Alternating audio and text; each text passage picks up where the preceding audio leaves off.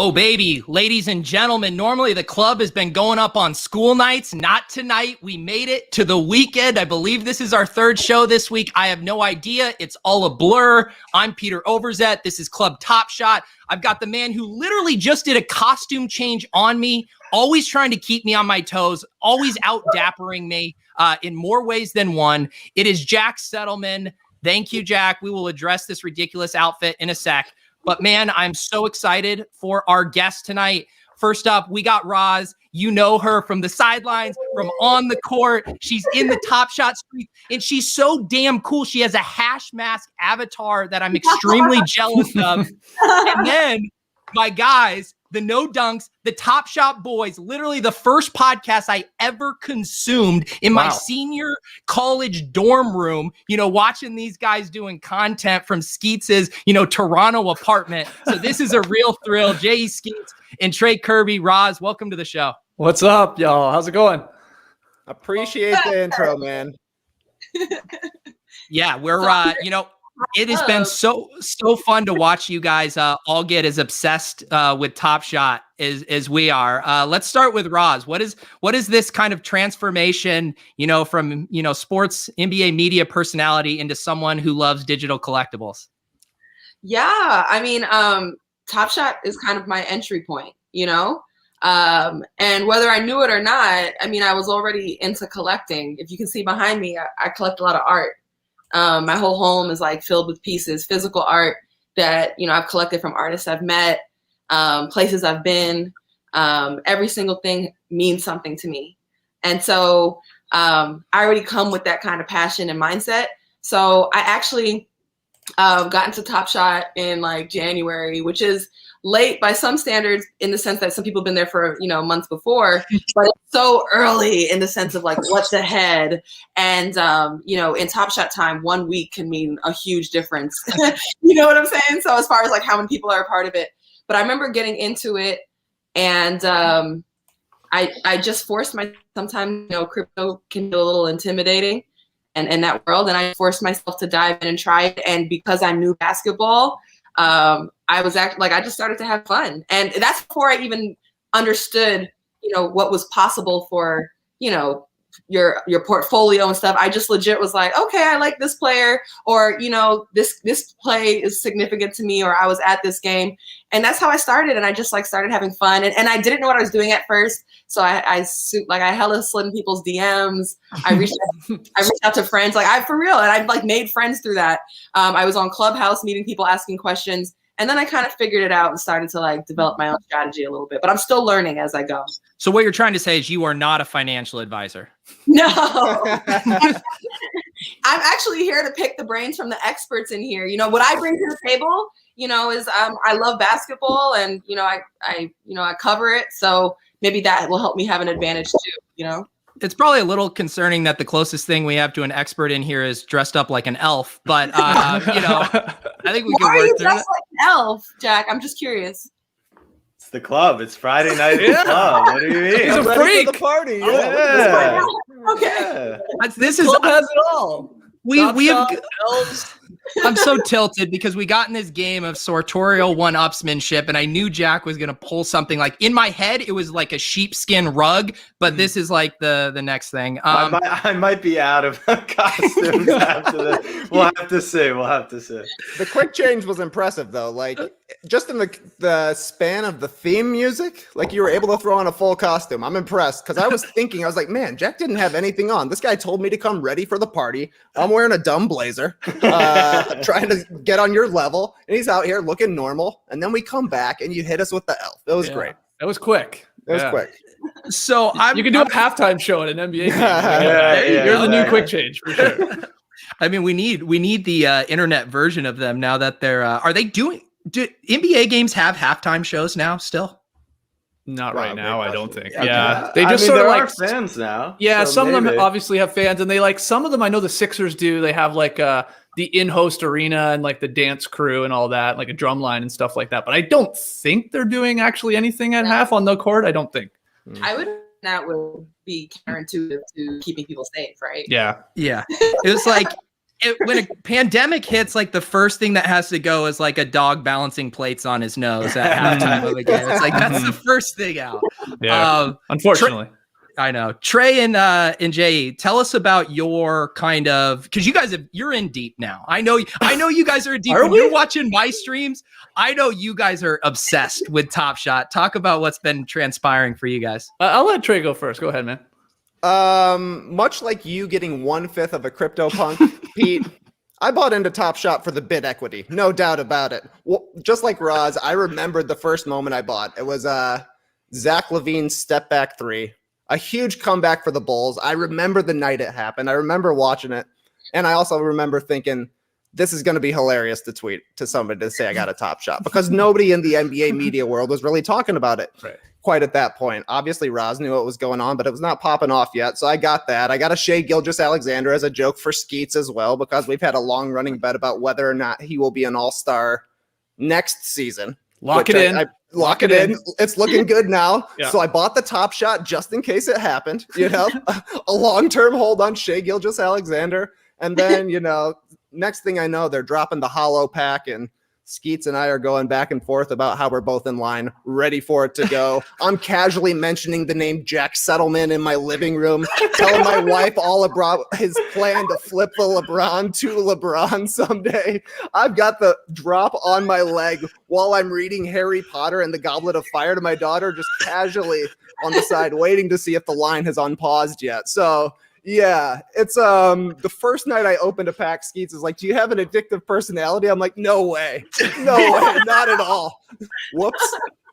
Yeah, it's same thing as both of these guys. It is funny, like someone said already, someone mentioned like just how quickly like 1 week in TopShot feels like, I don't know, like legit months ago, because I've only been doing this for like legit 3 weeks, and it feels like 3 years. Statesmen of the community. It's insane.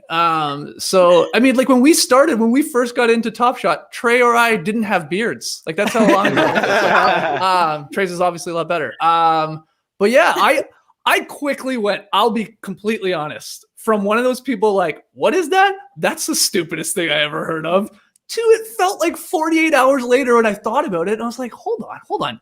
The NBA, you know, it was a big hook to me. I was like, wait, the actual NBA is involved in this? Yeah. Oh, okay. Then that means there's something here. Like these are not dumb people making these decisions. And then I thought about it more and more. I'm just like, okay, let me take a look at this. And then it's fun. I haven't collected really things probably since like actual trading cards back when I was a kid. You know, I haven't continued to do that or anything like that. And they were gone. They were in a box, and I'm sure they're gone now.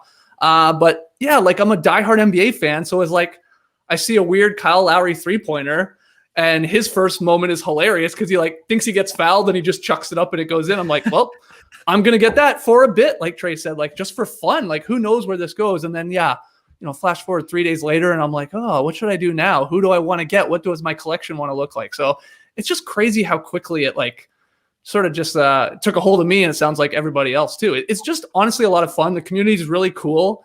I love all the lingo behind it all too. I think even the name of it is really catchy. Totally. So yeah, I could ramble on and on, but it feels like it's 3 years, but it's only been 3 weeks for me. Ros, what has it been like? Are the people in your life, are they concerned about your addiction to TopShots?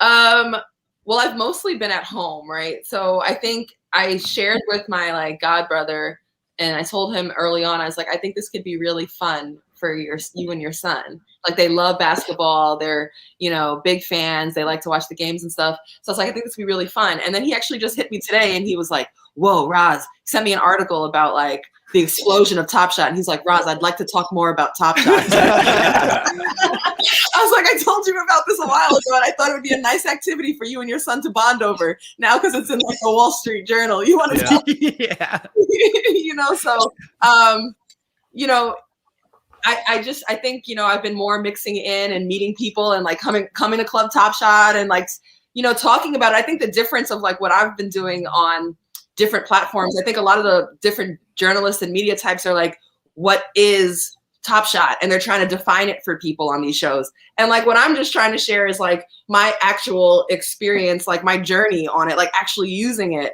And there's been all sorts of emotions. You know, I remember when I first started, I was like, I'll allow myself, because I couldn't get a pack. It wasn't available at the time. So I went to the marketplace. I didn't really know what I was doing. And I remember like buying like 2 or 3 moments. And I like called a friend who I knew, actually knew JaVale McGee.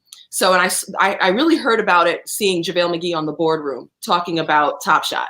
And so that was when I was like, I should try that. And then I regret that I didn't do it when I saw it, because the difference, literally the difference in catching the marketplace, maybe, I mean, a week and a half days before I did, was such a difference. But I did what I could. I can't, you know, but, you know, I don't want to have regrets, but. Yeah, live in the moment, Ros. Live in the moment. Right, that's right. Live in the moment. But I remember I bought some moments, and then the next morning I woke up and got freaked out. I was like, what did I just do? And I was like, what did you do? You're so dumb. Like, what is it? Because, you know, just trying to take your physical existence and understand what you just did in the digital world, you know, it takes some time to like get that. Yeah. And so I was like, what did you just do? And I felt really crazy. And I actually like immediately put a moment on the market, like just money back. I was scared. And it sold immediately. And then I was like, oh, okay. And then I just was like, and I still didn't have strategy yet. I literally was just like, you know, I keep talking, you know, they make fun of me on the first mint, but I keep talking about this Draymond moment. But like, it was right before the pandemic started. I got that Draymond block. And at first I bought it common. And again, I'm buying because the marketplace is the only way I'm getting access to the moments, because the packs aren't available weren't available when I was looking. And it was right before the pandemic. I used to be the Warriors sideline reporter. It was my first time at Chase Center. I'd only been to Oracle so far. A friend of mine invited me to come to the game. And I actually had the chance to sit courtside, like not as an employee or a worker. It was my first time. And like, I remember the block. I remember everything about the night. I love Draymond. That's one of my like dear like homies, people. You know, he's loyal. He's the best. Like, you might hate him if he's not on your team, but like if he's on your team, you rock with him. Right. And so like that was like my favorite purchase, and I did it common. And then later once I understood strategy later, I saw it, you know, flying undervalued, and I grabbed it legendary. So I'm really happy about that. But it's not my most. But it is my favorite moment, but it's not my most valuable. I like found some LeBrons or something that did well for me. Yeah. And that one thing, I have to tell a story that jogged my memory, because you mentioned JaVale McGee, and I'm guilty of this myself too. I'm mainly come from the fantasy football space, do way more with NFL. I've, you know, way back in the day was way more of an NBA fan, have gotten sucked in because of TopShots. But I have in my Discord here, and when JaVale McGee popped up on the front page of TopShot, they had the little clip of him talking. Someone in my Discord posted it and completely in earnest was like, whoa, this is cool. They're putting fans on the front page of TopShot now. And everyone's like, bro, that's JaVale McGee. So if you want to know, Grammy winner, you better put some respect on that name. Some respect. So, you know, I've been guilty of it myself. Famously on Monday night, I asked Damian Lee what it was like being in the bubble. I learned that the Warriors were not in the bubble. That's fine. We're all trying here, guys. No, but you know what's cool about that for me, like listening to you guys and the first minute, and like, you know, couple of these other podcasts or seeing people online, as a diehard NBA fan, somebody that's done this for, you know, a daily podcast about the NBA for like 15, 16 years now. I think, or I'd like to pretend I know my stuff. It's really cool to hear people that are not basketball fans that are starting to learn like the players and the teams and like the game even a little bit. I think that for me, of course, I want more people to watch the NBA. I want more people to talk about it. I want more people to watch our show to learn about it. It's really cool to hear like some people that were not diehard fans or are coming back to it, like you, Peter, like That's really cool for me. I really enjoy that part because it is making more basketball fans, I think. I mean, how fantasy did. Remember, like yeah, Totally. Sure. This is another way of engagement. Yeah. I think it goes both ways. Like I think TopShot will be a great example of like what Dapper Labs has pulled off, but I also think one of its greatest legacies is that it's going to be the entry point for so many people into the world of NFTs. And I think like TopShot, like holding something like a collectible is just the tip of the iceberg. But, yeah, I'm still figuring it out, but I'm like, it's exciting. Should we acknowledge that iceberg that I've way tipped over after today, Pete? Buying thousands of dollars of Shawn Mendez NFTs. Yes. talk to us about, this was a nifty drop, right? This was, I got it on OpenSea. It was a Genie's drop. It was Genie's. I think the first one from them, but I love Genies. I think they're cool, like these real life, essentially cartoon avatars. And one of the craziest parts was I looked at Mendez's Instagram. He's got more followers than everyone in the NBA, like practically combined. So I was like, this is interesting. And then I'm down a rabbit hole of buying Shawn Mendez NFTs. And it really gets crazy. I mean, did Jennings just win the bid on that crazy digital art? He was in the lead for like 90 grand for this 1 of 1 on So Rare something.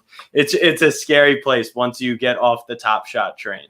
Yeah, it is. I mean, what spoke to you about the Shawn Mendez piece and like getting into the digital art side? yeah, So Jack, what spoke to you? Yeah, what did speak to Just you? music. At 2:58 p.m. when I transferred money to my MetaMask, what spoke to me to do that? I do like his music. I think he's really good. I love his stuff. And Genies, to me, like I've been a fan of Genies for a while. They're just like so much more captivating than a lot of storytelling, different things going on. So I was like, I wanted to get in on the Mesut Ozil because I'm a huge soccer fan. Missed out on that. And I was like, there'll probably be a market for this. Yeah. I was looking for a seller of that TFF, DFS. We'll have to talk. Yeah, no, but to your point, Trey, I mean, and JE, like 6 weeks ago, I wasn't really following the NBA that much. And today I have things like this showing up at my house. I mean, that's just like, I needed a physical NFT because I've been priced out of the Zion TopShot market these days. Sure. So Yeah, join the club. there we go. Trey, what, now that you kind of got your beak wet, what are you eyeing? What's the moment that Trey wants to add to that digital collection?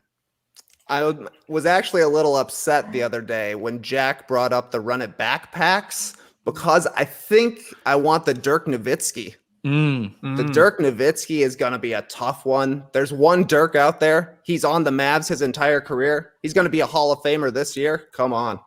That Dirk looks nice. I did earlier, and I think it was, even at the time, it was a little bit pricey, and now I'm like, well. Yeah.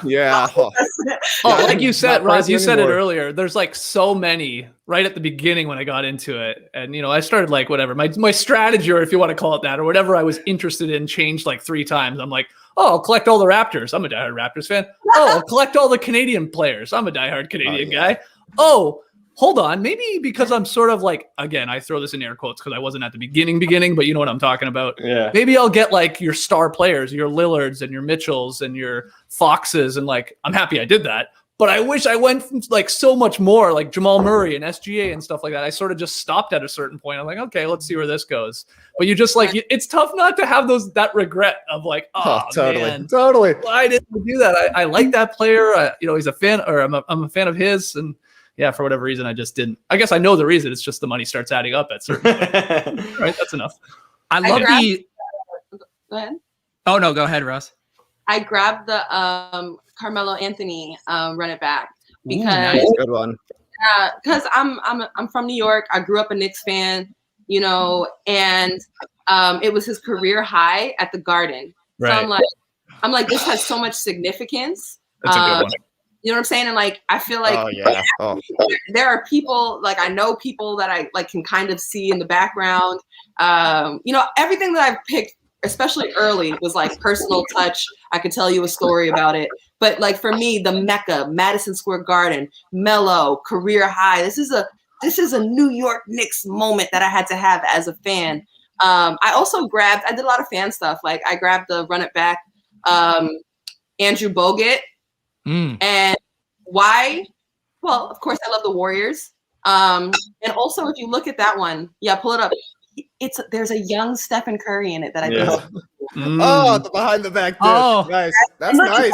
Straight to Curry. That's great. Yeah, look at how Steph's so young. That's an awesome one. I don't even know if I've even watched that one, if I'm being honest. I like that. I was so bummed. I'm the biggest Steve Nash fan. Obviously, I'm Canadian. I love Steve Nash. I hate his run it back moment so much. Same. I was trading them. I had multiple. I was like, who's gonna want this? He's on the Lakers. It's so bad. Not a moment. It's brutal. It's because of Kobe, right? That's why. It's not even Kobe. That's not Kobe. No, Jody Meeks. This is wow. Classic Peter moment on a stream. Misidentifying a basketball player. No, that's all right. I mean, it did for a second. The nice overhead smiley headshot. Yeah. Nice smiley. I hate that one. But I'm like, I was gonna early on again. I was like, I do love Nash. It's my favorite guy. I should get him. And then I'm like, I don't want this one. Yeah, and it's on. It's the Lakers Nash. You're right there. Jack. So yeah, it's all good. That's my favorite play so far. The most fun play I've seen, and you guys can tell me if you've seen a better one. And I wish I had it, and I don't. Is the series 2 LeBron 3? Oh yeah. Turned away. Oh, where he looks at the. It's the most. I think it's the most fun. Yeah, that's awesome. Agree. To me, that's like the pinnacle moment. Are, trying to grab, series 1 or whatever. I think the play is part of the fun and joy of thing too. And what's cool about this, it also proves to me look at that. And they're running down. It's the best. And I remember we watched it on the court, but I feel like it also is a good reminder that you really can't be too late to this, because every game there's going to be some amazing play. Every season there's going to be something that is really worthwhile to collect, that maybe even cooler than something that came out earlier. You know what I'm saying? Oh yeah. I mean, I have people saying, "Can I get the Anthony Edwards dunk?" From the other night against the Raptors. I'm like, no, you got to talk them through it. No, they haven't minted that yet. That doesn't actually exist yet, but you will be able to, like you're saying.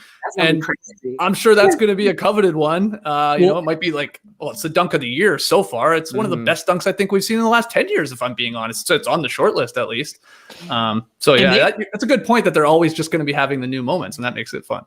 And even that, they've said that they want to turn these around ultimately, within a couple hours of the play happening. I mean, imagine that Anthony Edwards moment an hour after that happens, it being on the market. Yeah. That'll be awesome. Oh my God. That'll be great. And it's like you're saying, the name sounds great because people have been saying, put it on a poster or something forever, right? But I don't think the poster industry is what it once was. I think people still have posters in general. I do. But, you're just not buying posters of NBA players quite the same. They needed to be something else. Put it on a GIF. Sounds ridiculous. Put it in a Vine. Sounds ridiculous. Put it on a TopShot. Sounds awesome. And if you finally saw one drop, you're going to be excited to get it. Well, that was Jack, it was Damien was talking about, those guys are talking about, getting momentized, right? You don't want to be on the bad end of a moment now. Yeah. And people were concerned that LeBron was going to pull himself from the site and request to never be momentized. And I was telling people I promise you, LeBron James in year 18 of his illustrious career does not care if he gets dunked on one more time. But I think that will be a thing for players of saying that, they got top shotted or crazy shit like that. I hope that's actually something that happens, because one of my weird angles with this early on was okay, I can't really afford these LeBron moments, but, and I'm not proud to say this, guys. Say it, JD. Hang on, JD, 1 sec. I'm going big screen for you on this confession. I went through every single, series 1, series 2. So I didn't do any of the extra edition ones, like the series sets or whatever you want to call them. But I went through every clip to see if LeBron was in the clip. And then I did an Excel sheet. So how much Derek Jones Jr., Cool Cats, and Donovan Mitchell moments do you own? Who, me? Well, he's also in a ton of the against the Heat in the finals, of course, right? Sure. There's he's in a bunch of Kendrick Nunn's, Hero Robinson's, Bam. Wow. So I only have a couple. So it was funny, Ros, when you said, "Oh, this Bogut one's sort of cool because there's a young Steph Curry in it," which is I didn't even really know that. I have like the Reggie Bullock steal on LeBron. Yep. Which I thought is interesting. Bam gets like an offensive rebound on him. He doesn't dunk on him or anything, but he puts it in over top of him. So there's like, I don't know. I thought it was really fun to like try and find them. But I got so crazy. It was like, oh, you can see LeBron on the bench in the back of like this one random, like whoever it is, like Bogdanovich or whatever the heck the clip is or moment.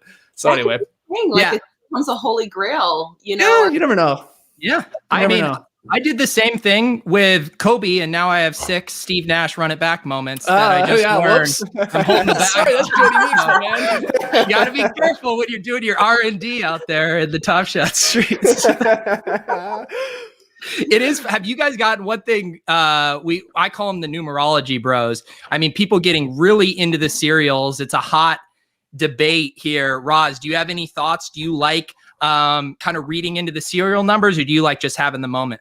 Well, I mean, I think that there, as it evolves, there might be some interesting things that have happened with serial numbers. Someone once asked me, do you think that the number one is more valuable or the jersey number? And I said, like, well, for LeBron, you know, what if one day 1 is valuable, 23 is valuable? What if 23 is valuable? You know, like, and then I think obviously the last one, 100, 1,000, but Jack, it looked like you had some pointers on that. No, I mean, it's a shill, but my take is I think for 90% of the guys, 1 is going to be more valuable than their jersey number. But I think for 10% of the guys who the jersey numbers are like ingrained in that, like LeBron's known for 23. And I know, I know people will say like 6 is his number. So people are going to buy 6, but like 23 is LeBron's number, obviously. I'm trying to think of like other Steph, right? Like that's 30, Luka 77, but like RJ Barrett, who's one of my guys, like 9's like not a number, right? That anyone really ties them at this point. So that's just my belief. Also, another thing I actually was thinking about the other day, I think the Genesis and the Platinums are going to make the jersey number a little more important because everyone's just going to have more number 1s and the number 1s are going to get more expensive. So now the jersey numbers are going to be more unique when obviously every single moment has at least the number 1. So that's kind of my take on it. Well, I'm not in the number 1 or jersey number business. Right. So, you know, I actually did stumble on a number 2 player once, just nice. like, and I was like, all right, number 1, set the market.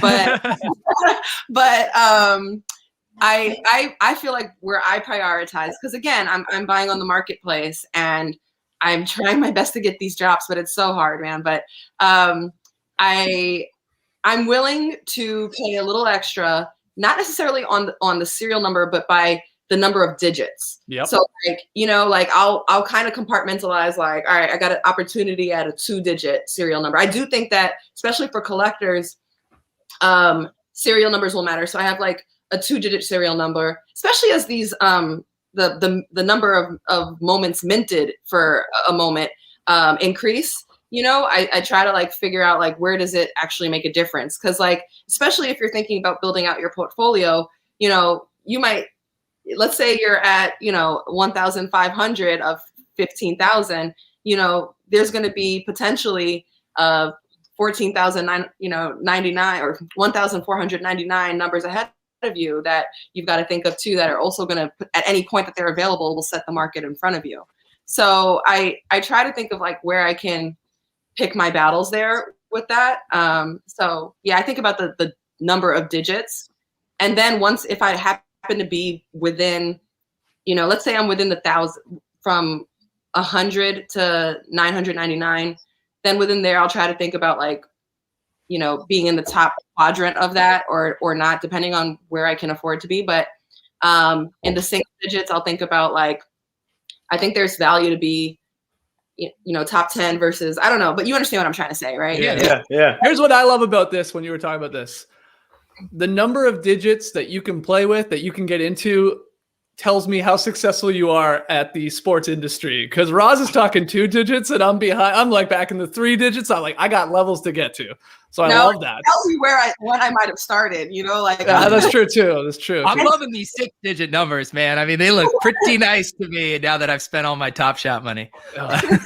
So good. Yeah, but I was like that too. I was just like, I don't know why I just liked how it looked. The 3 digits. I would have loved those 2 digits, but they were a little too pricey. But the 3 digits instead of like, let's just say like, the 4. And I was just like, well, I'll pay like whatever at the time, 20 more bucks. You just find it and you're like, okay, all right, I'll go with that one. Just because I actually just personally just like how the whatever, if it's 376 instead of 2,356. But I think people will just whatever they want. They'll find whatever they want in any number, right? I told Trey right at the beginning of this, I was like, hey man, what about the number 8? Isn't that going to be really key and really important once this like maybe takes off overseas and it's a lucky number and stuff like that? And then what did they do? They dropped the gift and it was 8888. And I was like, whoa, maybe I was onto something there, but like who really? So we bought up every number 8 on the market. I own every number 8. Yeah. You're thinking about this so creative and like smart. It's really cool to hear like what you've considered, Yeah, I think of it. Whether or not I actually implement it is a whole other thing. But it's fun. It is fun to try and like just put yourself in other people's shoes and like what they might find value in. I find that fascinating. And I like half the time you're probably wrong, but it's sort of cool to look at it that way. Yeah. Well, the other thing I was saying is it's so much in TopShot and NFTs in general is narrative driven. You see, it's the hype. It's the narrative that drives it. So if you're a narrative bro, a numerology bro, and you have a number you like, you better start putting content out about why this number is so important. Right. You need to sell people on this story of why it's actually compelling, because otherwise you're just a crazy guy like Charlie Day, with his cork board drawing the connections by yourself. That's true. You gotta plant the seeds, no doubt. What's that, Ross? Isn't that manipulating the market? I mean, Jack, is manipulating the market on this show every single week, it feels like. I actually do take tips from Jack. I love to see. I'm like, okay, that was because you more confirm something that I probably sometimes you've said things that I've thought and then didn't have enough conviction at the moment. Maybe I got nervous, and then like you said something once about Chris Paul being undervalued. CP3, that's my guy. Yeah, and like I remember looking at a Kobe White and being like, and then I was like, then you said, I was like, thank you, that's what I thought. I was like, so I was, I had more conviction on that. But for me, and I'm curious what you guys do. Like, I'm not trying to day trade this. Like, I'm legit building out my collection. I'm long term thinking about like what this looks like over time. I might try to grab a series 2 Zion, not because I think, when the market's back up, this will be. It's because I imagine like, I think narrative really matters for me more than what. I'm trying to do what I can in like the strategy of it, but like I might grab Zion because I think he'll probably come into his own. Maybe like, in a year or 2 from now, as long as he stays fit and healthy, I could see him pushing for his MVP campaign, maybe series 4, and then like, LeBron will be getting older. LeBron might be retired eventually at some point. Like, I could see someone elevating that way. And I think that's why being a fan helps you. I mean, it's an easy look at Zion. He's one of the biggest stars of our league, but being a fan helps you because you'll be able to spot talent based off of like I remember one of my early buys was Jaylen Brown, like right at the tip of the season before he had an all-star year. I was like, yo, Jaylen's about like I felt like he was in some ways all the hype was going to Jason Tatum. Yeah. Well deserved. But I also felt like Jaylen Brown last year had a breakout season as well. And like I remember watching him in the bubble, literally in the playoffs. On one play, he affected the whole game with his defense and versatility. On one game, it was the Heat, I think. He was like on Duncan Robinson, and then on another, or like somebody, and then on another, no, I forget who it was. But then on another play, he was on Bam, I think. I don't know. Maybe I'm mixing up my players, but he was like on a guard and then a post, and then he was out getting deflections, out creating transition opportunities. I remember watching the game and going, man, Jaylen Brown is everywhere. He is just so versatile. Yeah. You would watch him and be like, this guy might be Scottie Pippen. Like, seriously. So I started to pick up again when I came on, I was like, yeah, I'm rocking with Jaylen. Like I'm rocking with him. And I also had him on an interview, and like we were also, there's another connection. We were talking about how he is really into meditation and crystals and He has stones in his house. And like we talked about, different like kind of Zen things that we're into, tea, all of that. And I'm like, yo, and I also am totally with his energy. So got into that. And now he's had this all-star season. And it's like, because I got into the narrative, I was able to identify that early in my journey.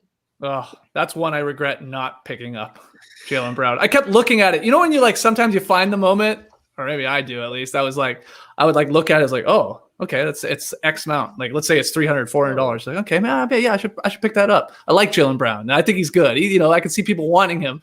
And then the next day it was like 600. You're like, I really should have bought it yesterday, but maybe I'll just, maybe it'll come down. Then the next day it was 800. And the next day it was like insane. Like there were so many of those. Jaylen was one of them that I was like, oh, why didn't I just grab That's why it? it was good to be a Bulls fan in January, because nobody gave a shit about the Bulls back then. Yeah. I knew they were good. I knew they were going to be fine eventually, so I bought a bunch of Bulls stuff, and suddenly the Bulls are back. Hell yeah. I think that's honestly one of my few advantages of not being super in the weeds is I don't have quite as many emotional connections. Right. Like when this comes out for NFL, I'm going to be like Ros. I'm going to have like all these moments of games and players that I have emotional ties to. And I'm be like, yep, need that. This one I've been able to just kind of play more the game within the game. Like, okay, where's the scarcity at? Where's the series? Is this an objectively cool moment? But I would be legitimately worried about my bank account when this comes out for NFL.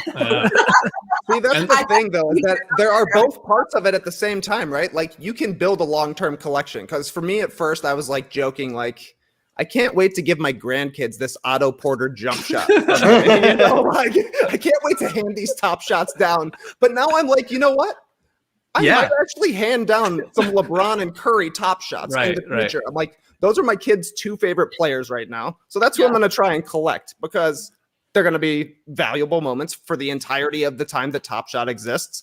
They're only going to get more and more popular as time goes on, and there's going to be less of them because these guys are getting towards the end of their career, and it's something fun that I actually care about.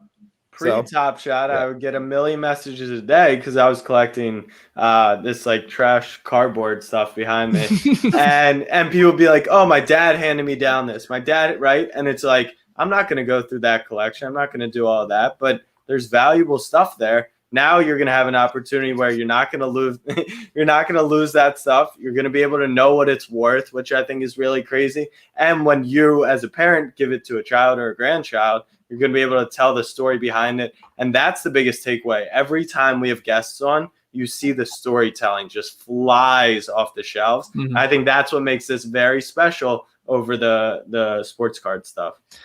All right, Ros, we got a question for you. So we had Scalabrini on last night, and Corey asked him a question about who is a better pure shooter, Ray Allen or Klay Thompson. Scal shocked Corey by saying Klay Thompson. So Corey's back with another Klay Thompson question here. How do you think Klay coming back in hopefully a few months will impact Wiggins' role in Golden State Warriors contender potential? Be biased, LOL. Well, I think I don't want to speculate about whether Klay will be back, for this season or not. But I will say when he does get back, I mean, obviously it's going to make the Warriors a better contender. And I think Klay's game and style of play, movement without the ball, he doesn't need a lot of dribbles. It's like, even if he isn't exactly as explosive as he was before, I still think his shot is very high. He, he understands timing and spacing. I think, and he has a lot of confidence. That dude is cocky out there, to be able to shoot like he does, I think his game is going to still be really dangerous when he comes back. What it'll do to Wiggins, I think, of course, I think first we got to see how Klay eases back into game shape, how his body does. But if you can get a healthy Klay, I think, of course, you want to get him back into the top of the rotation. But I don't think that means a terrible thing for Wiggins, especially if he's still on the roster. Wiggins has been able to build himself up as a consistent defender, someone who can be consistent and be depended on in that role. He's been a far more efficient shooter.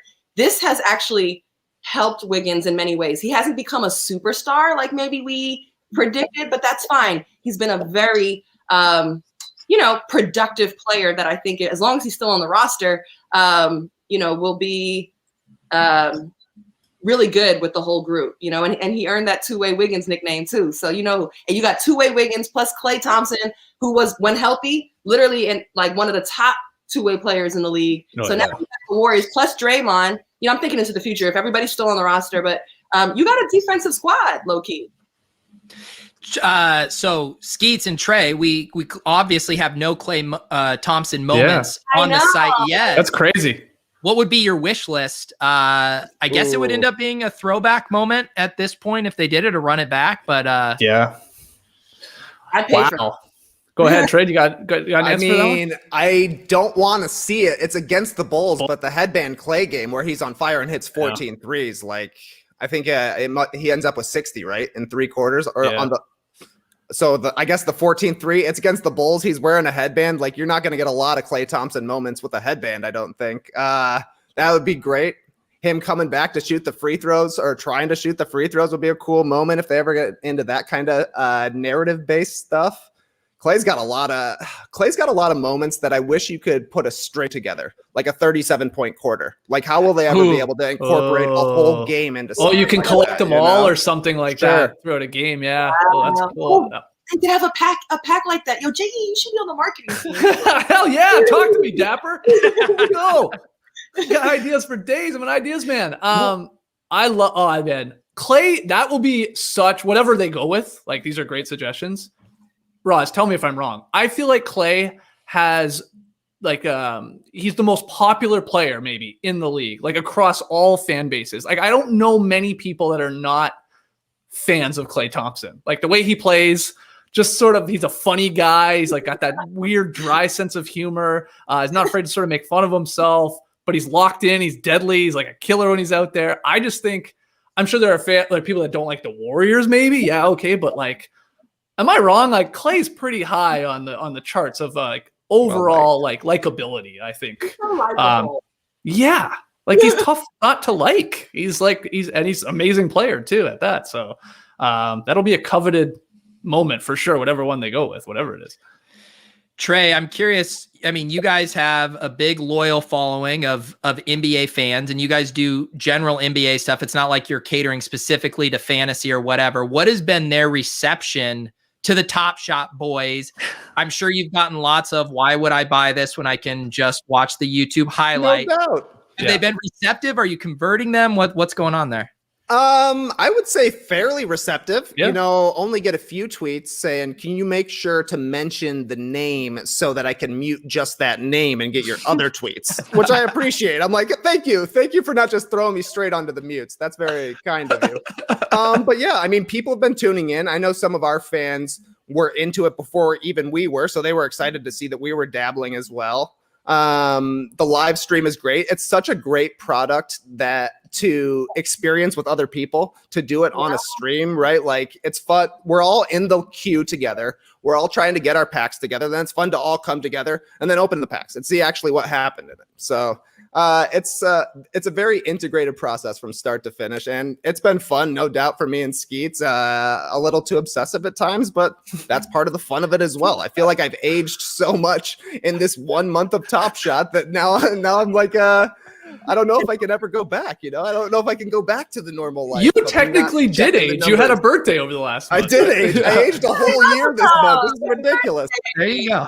Man, all my favorites. Hot boys. Yeah. Well, yeah, Peter, you keep purposely leaving out the hot portion of our name. It's the TopShot Hot Boys, not just the boys. I thought that was like saying an automated ATM. Like, it's kind of redundant. Like, if we're talking about Trey and Skeets, it's the Hot Boys. Boys. Sir. Well played. Yeah, girls. We got the TopShot Hot Girls out there too. Yeah. No, we really didn't even know what we were doing when we started it up. But it is fire. It's fun to do the like opening packs on the line. You didn't know what you were doing.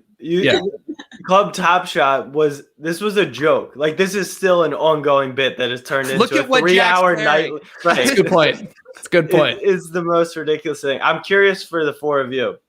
Do you guys normally do like sneakers apps or anything like this where you're in this queue, you're in this line, like anything like that? Because I don't do the sneaker stuff, so this is like my first big queue situation, and I find it insanely like community driven, and I think it's pretty funny. Like, I actually like missing on the packs more than hitting them. I say that I say that because I haven't hit in 4 in a row. But what do you all do? Do you do any of this? I don't. So I love missing packs. It's my favorite part of it. I love it. Win missing packs. Win missing. You guys should absolutely create something where like highest number that enters, like there should be something fun for that, in line, in the queue. Oh, that's I normally tweet it out and people like to compete with each other, but we could reward them for their misfortunes. But at this point, with 200,000 people in line, who's not missing out? Right. The only other problem with that, Ros, is because if you leave the line and get back in, you then have the last. So then we'd have people trying to cheat us, just to get the low ball reward. Yeah.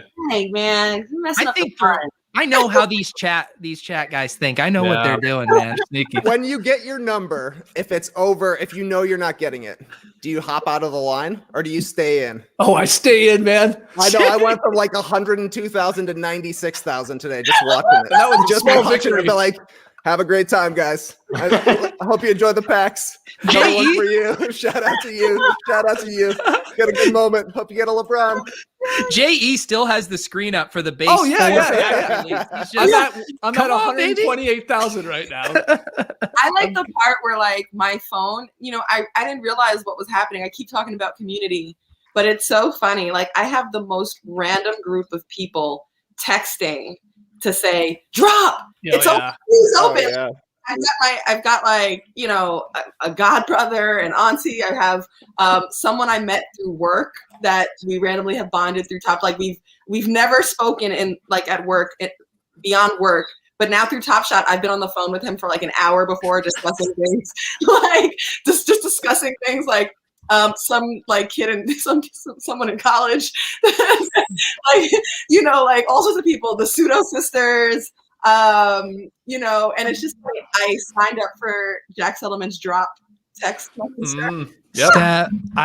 Ros, I've been telling people not to do it. This is a multi-level marketing scheme that he's going to be selling you supplements and Cutco knives here within a week.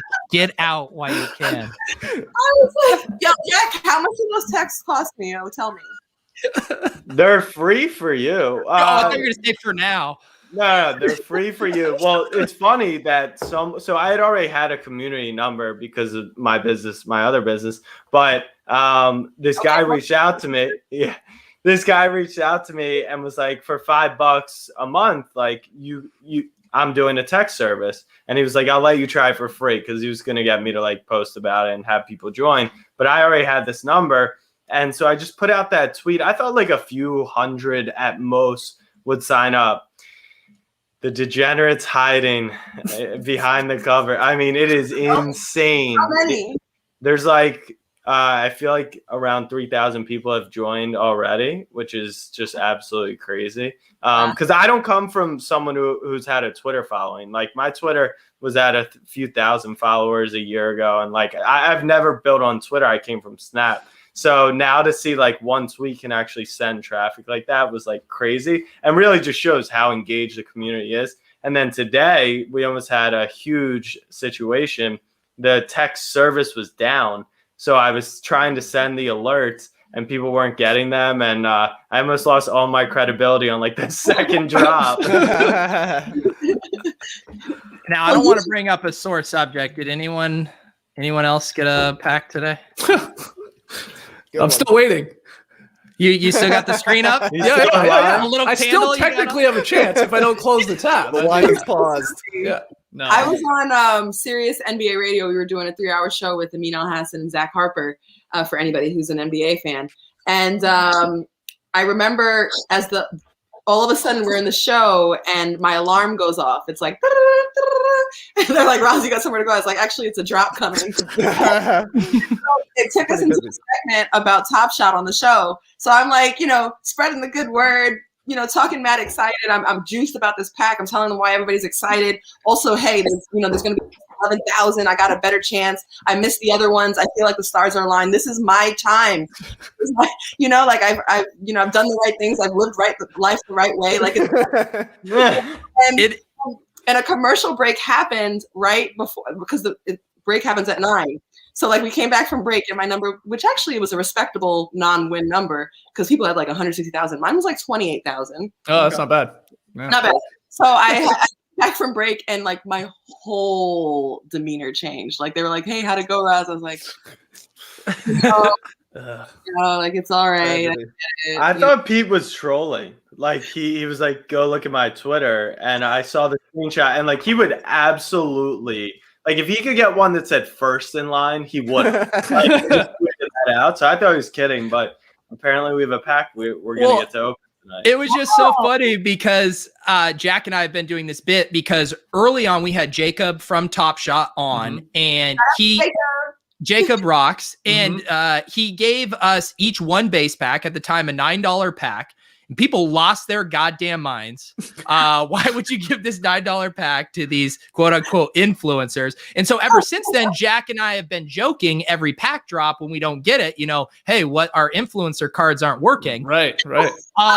Today I did finally, I probably shouldn't have done that tweet. I got ratioed out of existence. People saying they hate me.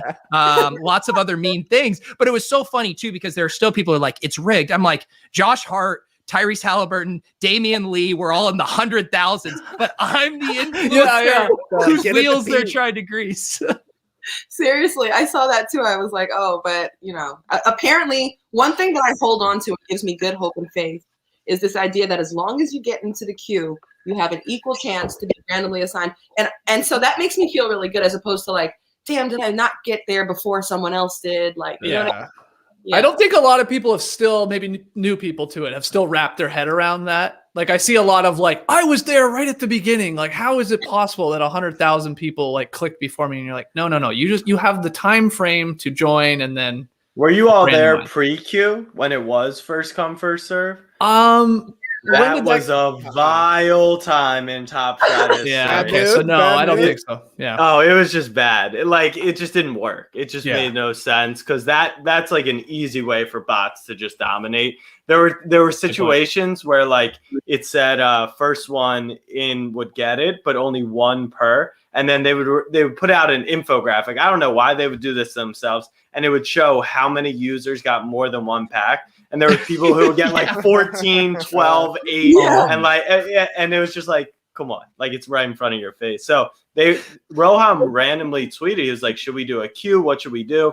And the queue's kind of just stuck. And I agree with Ros. It feels like a better process overall. It is.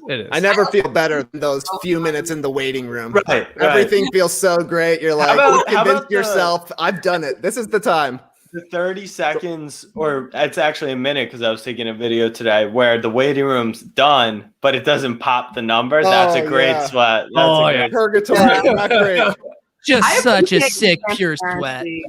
I appreciate the transparency, like that the staff of TopShot like are super on Twitter, like we'll talk about their product, like talk about, you know, troubleshooting. Like I appreciated when Roham like tweeted once, he was like, basically that bots were about to get in, so let's get it right and we'll come back. And I'm like, you know what? It's disappointing.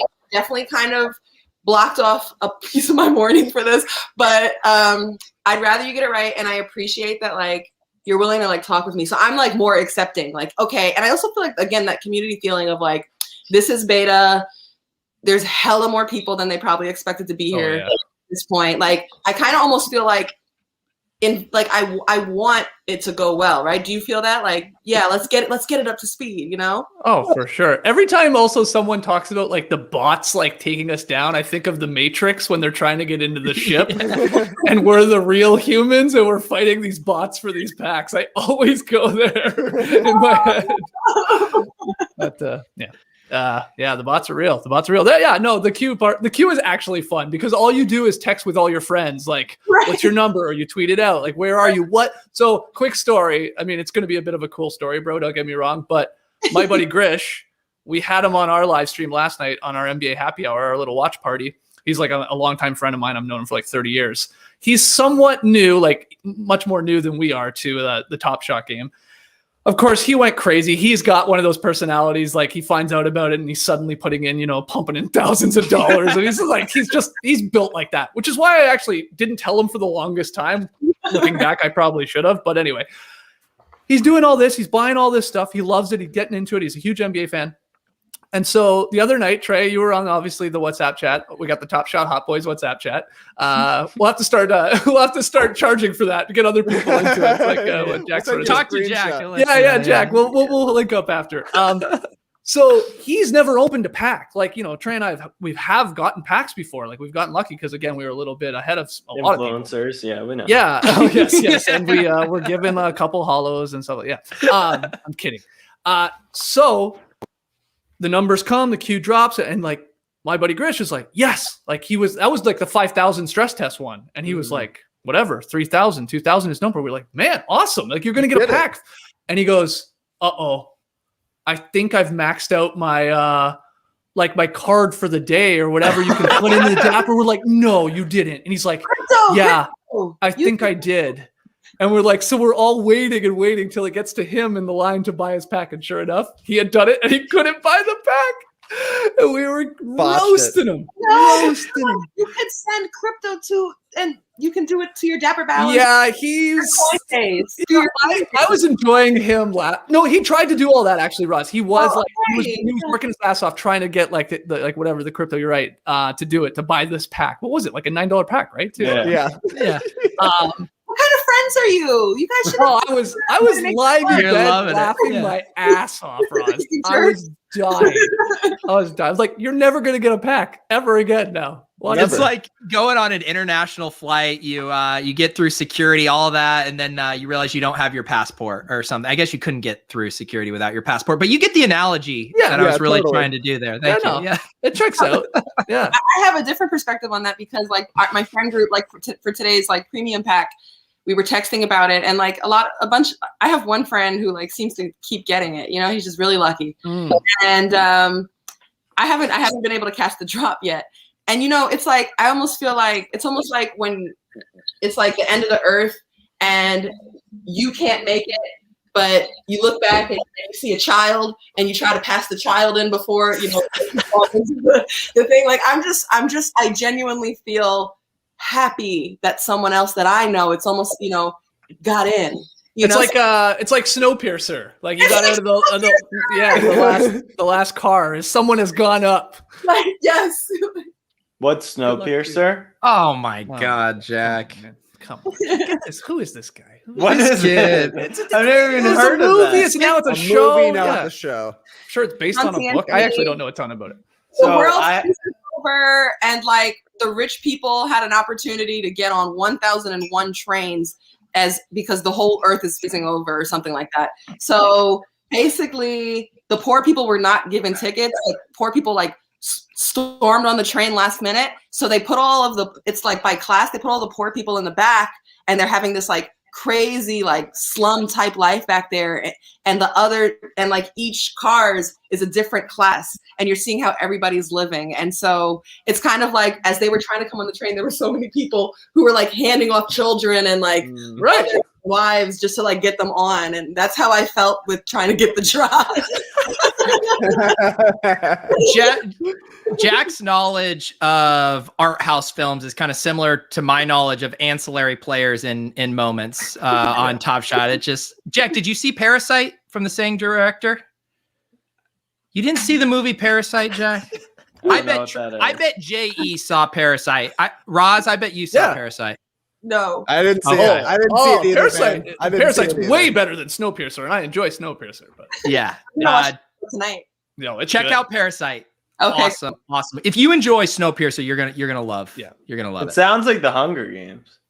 I like Snowpiercer. Yeah, it's got vibes to it. Yeah, for sure. Yeah, it's all. I mean, hey Jack, it's society, man. That's what it is. That's what this train is. That's what it's telling us. I feel like when we're in the queue, and like you mentioned that moment where the waiting room becomes the line, I very much see parallel between the Hunger Games and the shot goes off, right? Like, yep. I really feel like may the odds forever be in your favor. Yeah.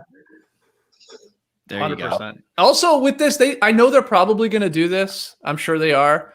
And I've been angling for a job at hosting it with my TopShot hot boy, but I'm sure Roz will do it because she'll be much better. But they should have like a show going on while we're in the waiting room. Yeah, definitely. or just have like obviously a player pop a pack there, or have you guys there. Like that should be definitely it's happening. content opportunity, captive audience, you know? Totally. Oh, There was yeah. like 100,000 people, wasn't there? Over 100,000 people watching. 200,000 today. 200,000 pulled up. Yo, I swear you got to be on the marketing team. You're so like. These guys are laughing. They're probably already lined up to do this, I think. That's a good idea. I'm not gonna say anything. Yeah, okay, something's going on here. Yeah, okay, good luck to you. Hey, God. So Trey and Jay, how do Lily and Taz feel about all this TopShot stuff? Are they prepared for the show to be overtaken by TopShot, or are they kind of sequestering you over in the Hot Boys corner? They're saying stay in the Hot Boys corner over yeah. there. Lee still loves to rip an analog pack, you know? My man loves to hold the cardboard. We're talking Skybox 9091. We'll throw moments and cards on the same stream. We don't care. Tass, I think Tass will get into it eventually. Yeah, if I were guessing. I think he will eventually venture over to the Hot Boys corner and dip his toe, maybe. Yeah, it is funny though, because like over a decade ago, we came up with this idea for Lee, who's on our show. For those that don't know, the No Dunks podcast, another one of like the co-hosts. He's this funny Australian guy. He's really quirky. He has like a crazy encyclopedia knowledge of basketball. I know a ton. This guy's like next level. And I thought at one point someone had a pack of cards and he opened it in the office and he was making us guess the players, like giving us hints and whatever. And it was like really fun. And I was like, we should make this into a segment on the show. And everyone's like, at the time we were just radio actually. And everyone's like, how's that going to play in radio? There's Lee Ellison. Yeah. There's the sexy Aussie. Look at that chest hair. What Look at a those shot. Robin Williams arms. I miss him too. Oh yeah, Lily's great. So anyway, we did it where Lee like legit just opened a pack of cards and then he would like give hints and we would try and guess the player, and it would just turn into like this really fun segment that people loved. And he has such like a passion for the older players and stuff like that. So again, we did this a decade ago. And people were sending Lee packs of cards to just do it. And then I guess in the last couple of years, like cards themselves, like basketball cards and obviously all types of cards has sort of like kicked off again. But yeah, it's sort of funny now that Trey and I are doing this weird digital cards or moments and Lee's like left in the dust. You old man, get out of here with your old pack cardboard. So, yeah, that's pretty funny though. How much? How valuable do you think all those cards that he opened, and then we would sign them with our names on them and send them to people? Yeah. Like anybody who buys a shirt, we'll throw in a card.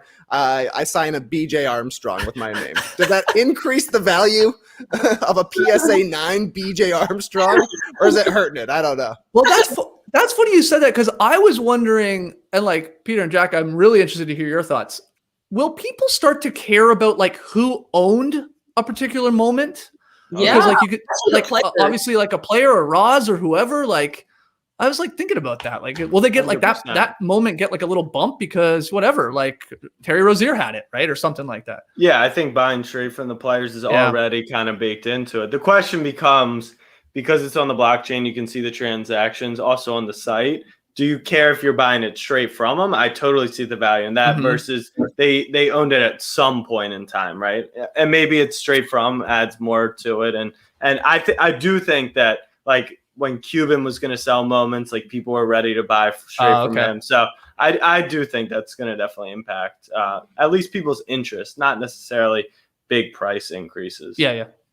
I can't believe I have to do this. If there truly are people who haven't listened to the No Dunks podcast, watched the No Dunk stuff, I feel weird plugging them on here because they're such an institution. But please, if you are getting into the world of basketball and haven't discovered No Dunks, please go and enjoy them and drink up No Dunks and Lee and Toss and Trey and JD and JE.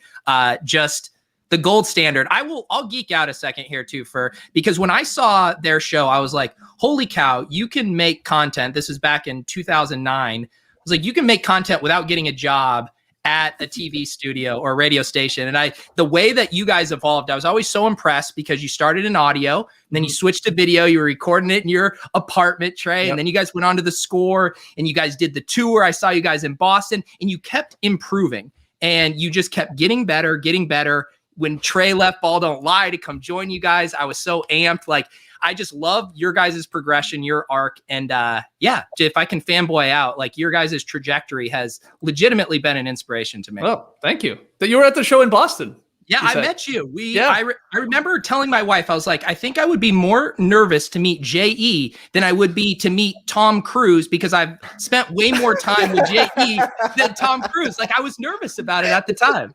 Okay. And then I jumped on a couch like you were Oprah, and it was really weird. And well, thank you for coming to that. And thank you for being a fan. Was that a good show? Were we good that night? It was good. Yeah, we were over near Fenway. I think we were in the bottom of Fenway there at that bar. Game on. Yeah, were we good? I'm going to say we weren't, because that was near the end of our tour. And we had given up on caring by then. But I'm glad you enjoyed it, Peter. And thank you for coming. And thanks for being a fan. Appreciate it. And that's also now the stuff like post-coronavirus. I'm like, God, it'd be so fun to go do like shows and be in person again. It seems so long ago. Where's the first club TopShot? Where in your head, Pete? Where are we hosting? I feel like New York. Really? I was thinking Vegas. I don't know. Oh yeah. Just all the degens coming out. Oh, Summer League? Wow. That That would be crazy. There you go. And we could say it's for work. We're scouting the new moments that are coming. Ooh, That's I like perfect. that. Ooh, Summer League moments. That's smart. Roz, what is your favorite like event on the NBA calendar that you look forward to covering or being a part of? Playoffs. Nothing like playoffs.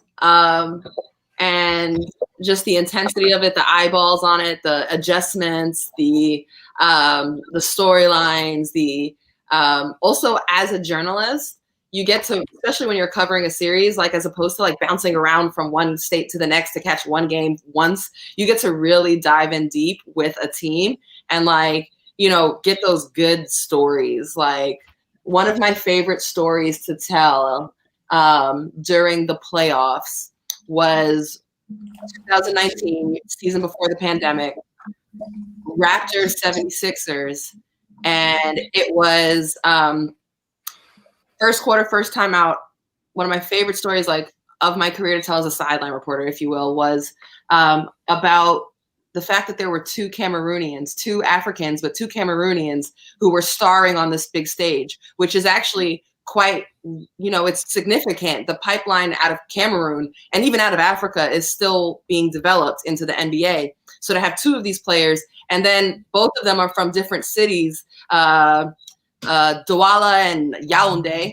I'm sorry, Joel Embiid and Pascal Siakam. I didn't mention who the players were. Yeah. So Joel Embiid and Pascal Siakam were being featured in that matchup. So one is from Douala and one is from Yaoundé. And basically they both described like what the characteristics were and how there's like a little rivalry. Like one's like New York and one's like not New York, I guess. And like how everybody at home was watching, but they have great respect for each other and like what this means. And for me, I'm Nigerian myself, so like being able to get into that more detailed story and also represent for the continent was really meaningful for me. And like that type of stuff tends to happen in the playoffs, Masai Ujiri too. Yeah, with Giants of Africa as the GM as the Raps. There's like OG is Nigerian. Yeah, right.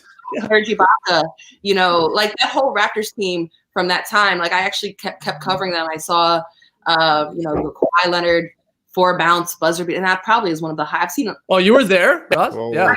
I interviewed him after the game. Oh man, 4-bounce game-winning buzzer-beating shot, and I'll never forget. Like, first of all, Kawhi Leonard, so unhinged. I remember I was on the court and I, as a sideline reporter, you're like scribbling questions, like just kind of, and you don't know which way the game's going. And like everything, as soon as that went in, everything I had like thought the questions were going to be went out the window. It didn't matter. It was about the shot. And I'm watching Kawhi, who was pretty, we all know, like reserved, screaming like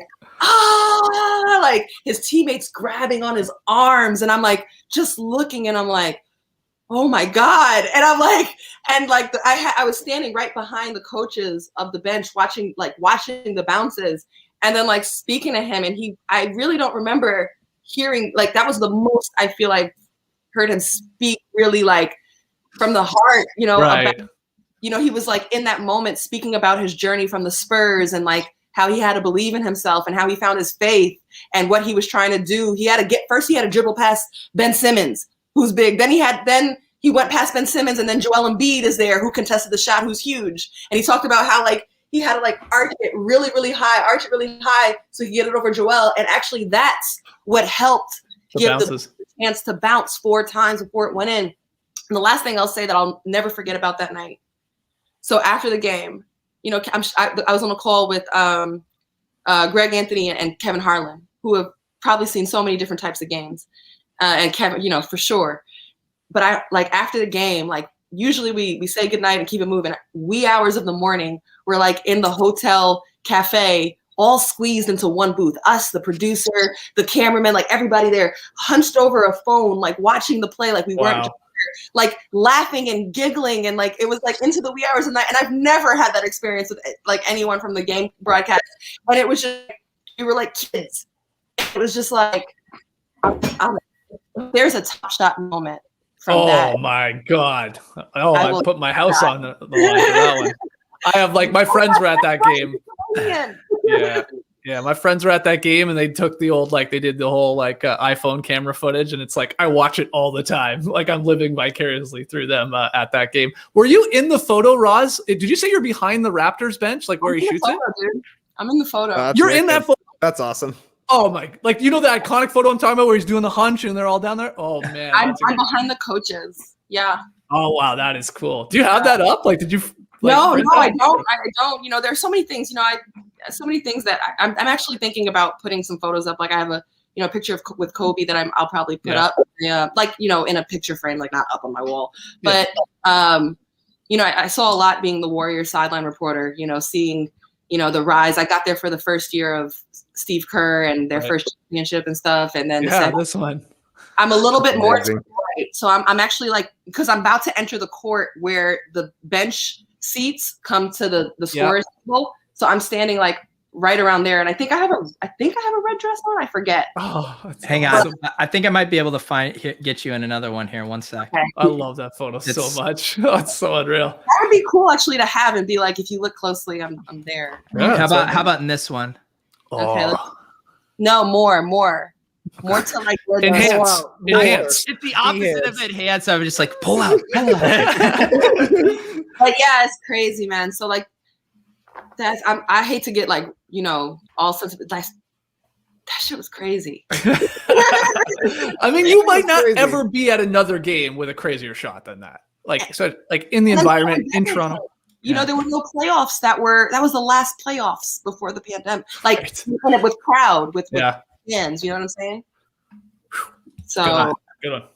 Yeah. I want to keep playing Where's Ros? That's good. Okay, now this is we'll be able to spot enhance. What do we think we got it in this one, Ros? More to the right, I think. Okay. And keep going. Zoom in. I think that's me. More to the right. I think that's me right there next to the guy with the white shirt. I don't know. There we go. Where? Oh, right there. Yeah. Is that Hang on. I will enhance further. There we go. Go deep. Do we have you, Ros? I think that's me right there. You see that girl with the red next to the guy with the white sweatshirt on? Like right behind them, like go up from the ref. Yeah. Yep, that's me right there. We found her. So, Ros, if this moment gets on the site and you are in the background of it, I mean, you're dropping got to. This. Oh my God, guys! And why wouldn't that actually be a TopShot moment? Oh yeah, someday. The exhale of not only a fan base but an entire country. Like I felt like J.E., you should speak to this more. Like what it meant. This was definitely the moment that catapulted them to that championship. And like, think about all that was on the line. Masai Ujiri made a controversial move to go for Kawhi even though he might leave town and get rid of, and move beloved DeMar DeRozan. And that was gutsy and it paid off. My God, such dramatic fashion. And literally while I'm waiting I'm sorry to be such dramatic, but as I'm waiting for Kawhi, I literally look by and Joel Embiid is walking off the court crying.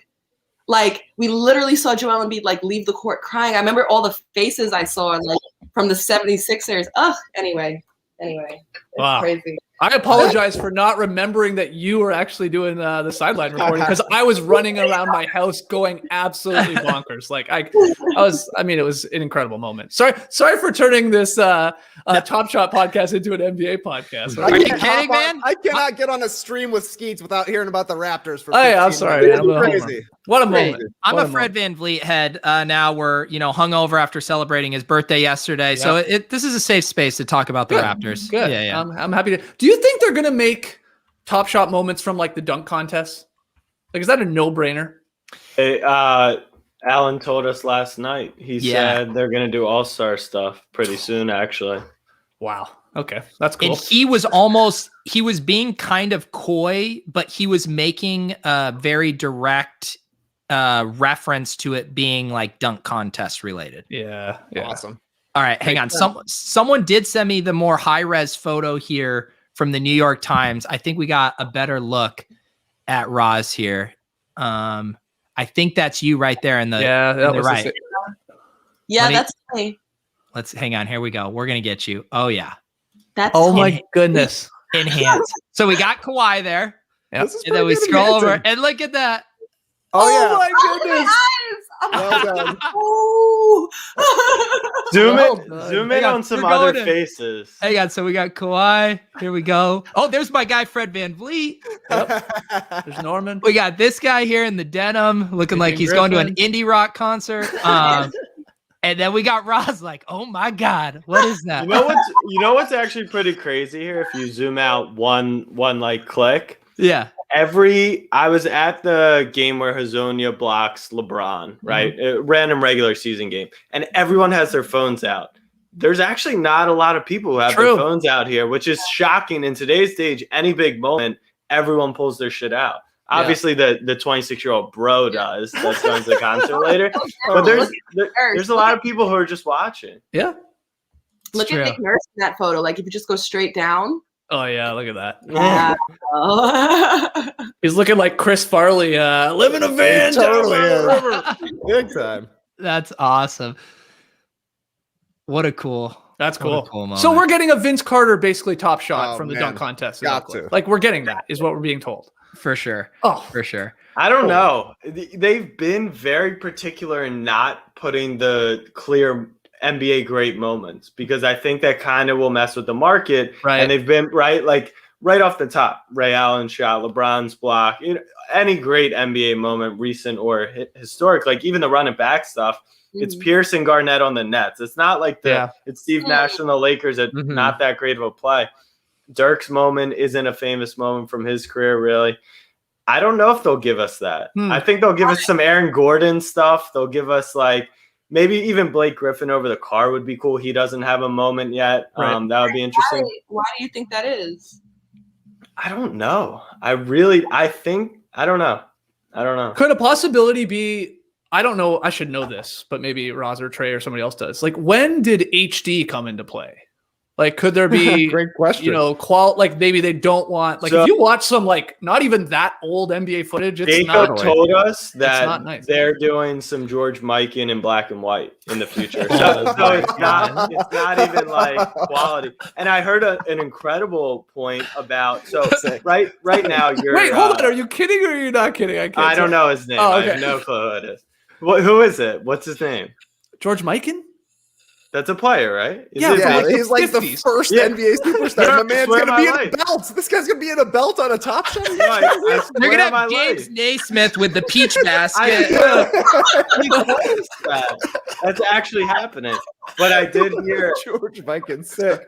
someone else was saying that very soon you're already seeing the NFL, the 8K cameras they're using in the end zone, right? And how there's no like grading in this system and everything since it's digital is going to look new. But that once 8K really starts hitting the NBA, the stuff now will almost look a little vintage being in 4K, which is a crazy thing. Okay. All right. Ros, I thought I messed up George Mikan. No, I literally We're couldn't just tell if talking you were George kidding. I was Mikan. like, No, he told us that. I had never heard of him, but They're like, we're going for all the legends, and we're starting with the very first one. Right. We're going 1 through 75. Ros, I know you got to hit the road here in a sec. do you have time? Do you want to rip a pack or do you got to get going? Oh yeah, let's do a pack. Should we rip a pack and then we can let Ros get on her way here? Hell yeah. Rip it. Should I Good rip luck. my- I got a good feeling about Ros. Oh, There's yeah. gonna be some good things All here. right. Got the Raptors All right, in the we're doing championship. everyone get your drinks ready because we're about to do it. Yo, what up? It's DJ Pete over Zat. Welcome to the club. We didn't think things were gonna get popping tonight, but it's about to get lit. Behind door number 2, it's a 3-pointer. 13-25, Kevin Durant.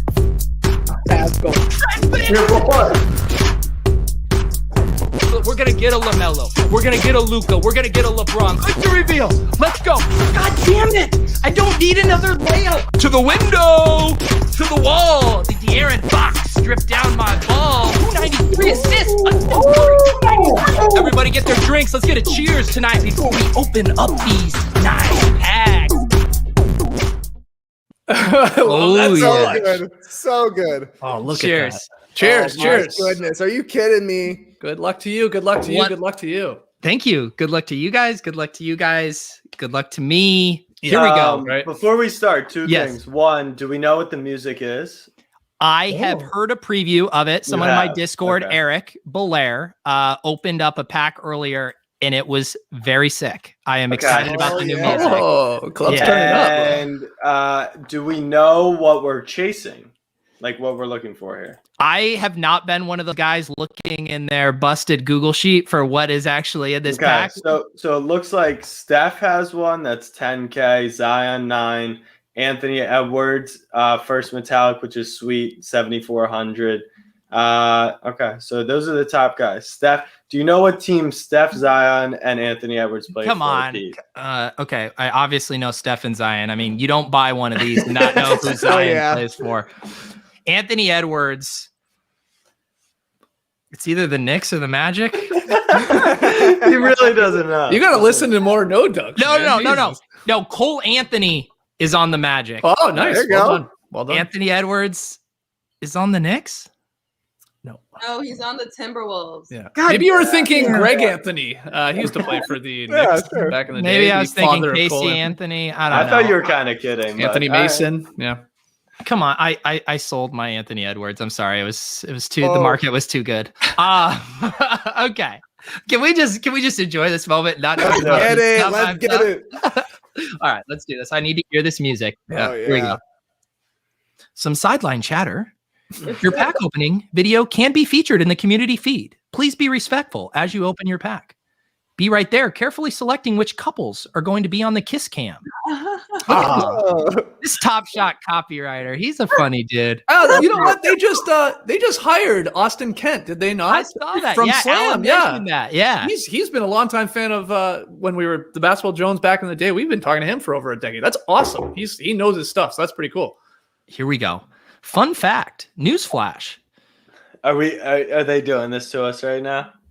They're slow rolling us, man. Yeah, that's Wow. all right. They're just making you wait. Coming. Participation.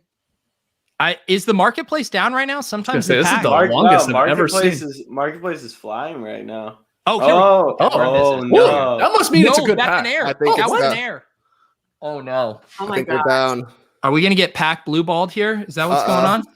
Oh no, TJ just said marketplace is down. Oh no. Oh Wait, no. have you guys been using the status page? So you can't open I your did a little today. marketplaces down? All right, here we go. Apparently NBA you can't, TopShot Ross. status. It says pack opening is operational, so maybe it's just taking a second. Okay. Because we had Okay. this problem on when was it? It was the Top Shot Hot Boys, wasn't it, Trey? We Tuesday. were like, Must we have were been. supposed to open our packs, our older packs that we had. We've been sitting on, burning a hole in our pockets, and then the marketplace was down. And then we were like texting people and tweeting people like, can Oh, we open our totally. packs or no? And apparently we couldn't, so we had to wait. Yeah, we'll see. We will give this one more go, and then I don't want to keep Roz here too long. Roz, while this is trying to work, will you talk to me about hash masks? I really want a hash mask, and your avatar is so damn cool. Tell me the story behind that. Thank you. Yeah, I started to get from TopShot into other types of NFTs, and I already told you can see I collect a bunch of art. And I think one of the things that are key for me and when I decide like what projects am I investing into, because there's a lot of like kind of grabs happening right now too, as there's popularity around NFTs, is like, you know, is there a dedicated community? And like Haskmask has this awesome like community, much like TopShot. I think the art itself like is cool and aesthetically pleasing. There's like a No, you're good. I don't think it's happening right now. I'm going over to your Haskmask. Okay. So there's like a whole like aspect of it. So I picked her because I felt like maybe she kind of, first of all, I found her aesthetically pleasing. Like I thought she was like a cool looking mask. She's also like, there's also this part of it where it's almost like being a detective. You gotta find out different meanings in each Haskmask. And so like, the obvious ones are, what kind of mask is it? What kind of person is it? Is it a female? Is it a male? Is it a robot? Is it a puppet? Like all sorts of stuff like that. Then it's like their skin color, their eye color. Are they holding an item? And that's the most basic things that are defined. But the cool thing that I find about it is that like what gives Haskmask value is not completely defined yet. They actually like left a lot of secrets up for the audience and community to figure out themselves. So like background has been something that hasn't been defined, but people are already creating ways to like think of what's special about their Haskmask. And so like the squares and the pixels are a little bit more rare. And I like saw her. Then the type of mask they have in her mask is African, but hers looks like a little crown, and I like that. And so it's actually, and it's very collaborative. It's not one artist's work. It's like the work of multiple artists. Put like 16, it's limited supply, like 16,000 or so masks out. And you saw what happened with the CryptoPunks. It's not really an accessible price point for most regular people. Well, you can still kind of get on Haskmask. And I think it absolutely in time will have a chance, because there's still so much more to discover about them. And there is a community to like grow in value and also collect this like cool club token, if you will. Right. That's cool. And one of the cool, I hate it. I hate everything you just said, because now all I want to do is get a Haskmask. And this is the problem. This is the problem. That's how I end up with Shawn Mendez. Is that liquidate your Shawn Mendez for a Haskmask? Yeah, trade it in. Well, Ros, you mentioned like one of the fun things about it is you can change the names on them with the name changing token. Have you named yours? I haven't. I was told, again, community, right? So I'm like on Discords, like with the Haskmask folk, and I slipped in a few DMs, and like someone actually advised maybe I shouldn't name mine and just wait for a second, because again, they defined like 5 or so clear characteristics to tell you what's more rare, but there's so many things that you're still like trying to figure out about what gives value to your Haskmask, that it was kind of suggested maybe to wait and see for a second. So I'm waiting and seeing, but if not, I might name her after my mother. I was going to say, you have a name in mind for sure. That's what. There you go. Well, Ros, we so appreciate you giving us your time tonight. We all had a blast talking shop with you. We got to do it again soon. Obviously, you're all over ESPN these days. Is there anything else you'd like to plug? The boardroom? What else you got going? Yeah, on ESPN, we're all things hoops. And then on the boardroom, like we're covering the intersection of sports and business. So if you were following the boardroom, you would have heard about TopShot months ago. You know what I'm saying? So come check it out. I got a show dropping there called Risk and Reward. Follow me on the socials. I'm just humbly moving along in this journey. And I'm really glad to finally meet y'all. Jack, Pete, like, I already knew you, Trey. What's up, Jay? But I've signed on to your messaging. I've seen your presence on Twitter. You guys are doing such a dope job, and this was so fun. Like, this is super fun. So thank you for having me. Thank you are awesome. I've been keeping an eye on the chat tonight. The chat absolutely love you tonight. You killed it. Thank you guys. Thank you for having me. Even Jeff Jones, who is known to say some rough things, he even admitted how much he loved you, and that's a special compliment. That's right. Thank you, Jeff. Well, have a great night, Ros. We'll do it again soon here in the future. Thanks, Ros. Good to see you, Ros. Peace. Bye. Good to see you guys. Take care. See ya. What's Jeff Jones saying about me? Yeah, Jeff, what do you got? Jeff might get frisky. It's Friday night. It's Friday. No, I should have said that. Jeff comes into our chat. He normally comes in fashionably late. You know, we'll be about 30 minutes in, and he starts tossing around the "What's up, pimps? What's going on tonight?"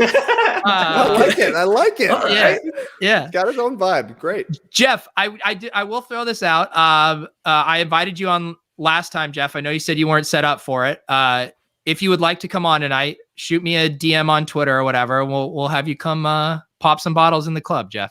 There you go. Well, the question is Jeff Jones what his profile picture is? Like, if you had to guess. That's what I don't know, and that's why I'm so excited to find out. That's the best part.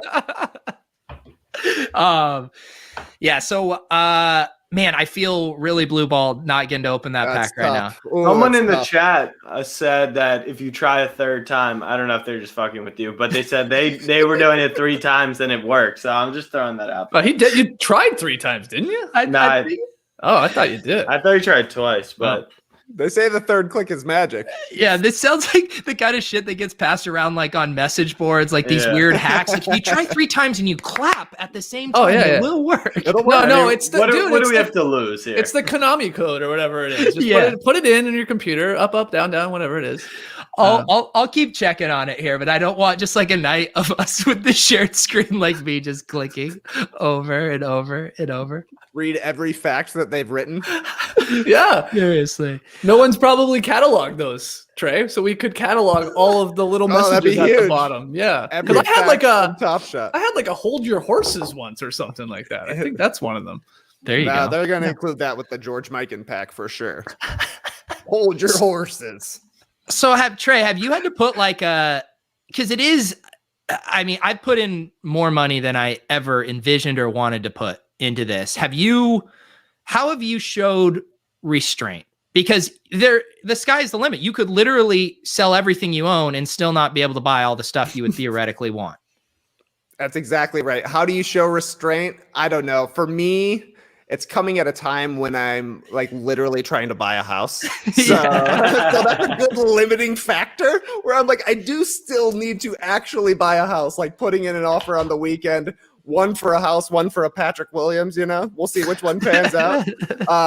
So that's no doubt the limiting factor, but it's also, that's why I do like the day trading flipping aspect of parts of it, right? Where you can just, the stuff that you don't really care about, like you turn that into something else that you actually do care about, which is great. But there are also those moments when you're just like, I feel so furious to own it. Like I'll never have another Tobias Harris in my life because I had a Tobias Harris for the long time. And I'm like, I just cannot stand watching this guy play basketball, waiting for him to do something exciting so I can sell him for a little bit more money. I got to be rooting for Tobias Harris. No way.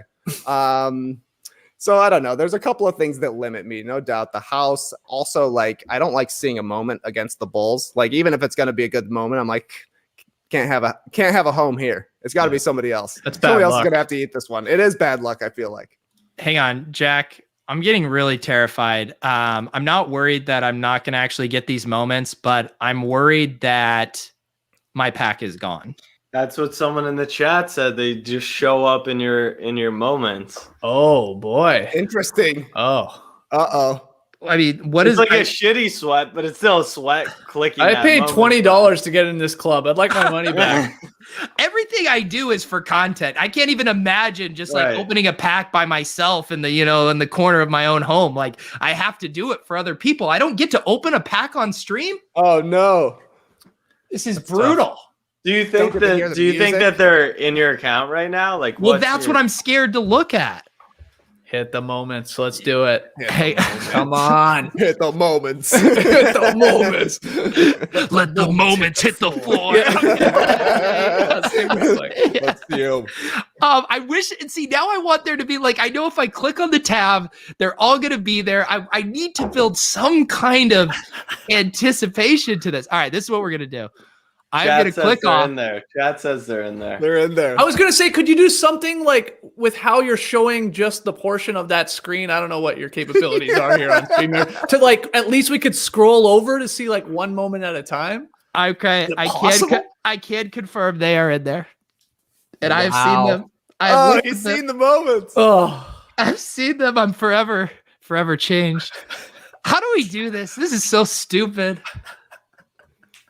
Are they good? Did you get the Steph? Like, I can't tell from Yeah, I your got the reaction. best moment. Yeah. Now, that's here. You should look at them, and we should try and decide what moments you got.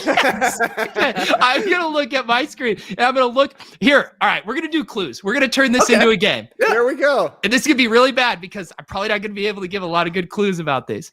One moment I got twice. Ibaka. The chat's ruining this for me. Oh, they went to my They account. can already look. Oh, we forgot Shame. about that part. Right? damn it. Fucking brutal. God. But I don't know the MGLE. Oh, the chat is brutal. Okay, yes, I got 2 Ibakas. Thanks. Spoiler alert. I was Okay, literally- but I'm not seeing the chat right now. Ibaka, Trey, are you yeah. looking at the chat? Yeah. Turn it off. Oh, Yeah, he already you guys- knows. He already you knows. guys are done. Okay. Okay.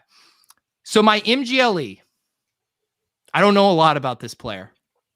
It's a 332 out of 499. Hey, all right.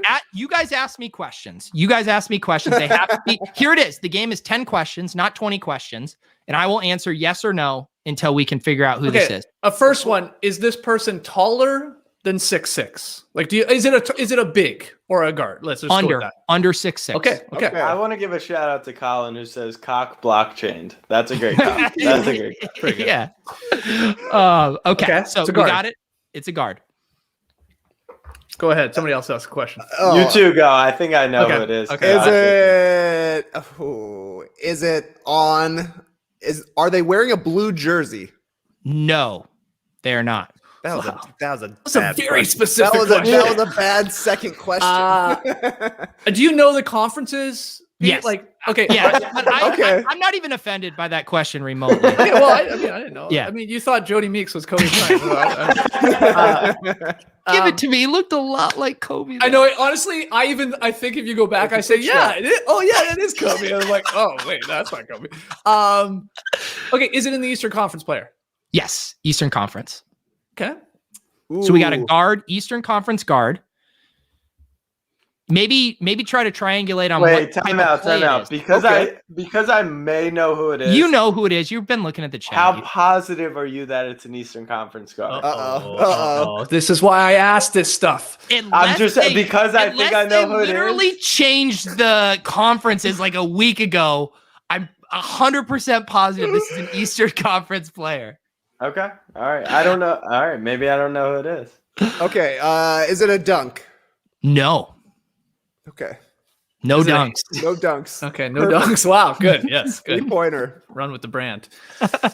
Yeah, so it's a 3 or handles or assists. Okay. Ooh. I don't know if that gives it away. No, dude, that doesn't help us. Like, we don't know every moment.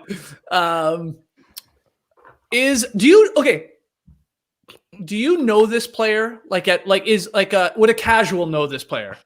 I consider myself a casual. I know the name from TopShot, but it's not MGLE I was excited to get. Okay. That helps. So it's not an all-star, probably. It's not like No. Okay. I got it now in the chat. I can confirm that that's accurate. Eastern Conference. Eastern Conference, not a dunk. Not an exciting player. All right. I'm going to start doing clues, but they're going to be hard at the start. His hometown is Marietta, Georgia. Oh, wow, Not right. too far from you guys. We're in Atlanta here, so not Yeah. far from us. Okay, his hometown. Okay. And I'll give his birth date. Born January 4th, 1999. Young. 99. 22. Who's Is it from Jaylen Georgia? Brown? Is it Jalen No. Brown? No. You'd probably be excited about that one. I don't know where's Colin Sexton from? Oh, Ding, ding, ding, ding. nice one. Jay Skeets got it. We'll pull Hey, it that's up not here. bad. Colin Sexton's not bad. Where did you pull that out? Hold on. Ascendant star. Peter, listen to this. Now, Yes. look, I am not like Ros. I am not breaking news. I am not Shams. I'm not Woj. But I'm going to say this. We got the All-Star break coming up. There's going to be a dunk contest. Some of my dunk sources say Colin Sexton could be in the dunk contest. Really? Yes.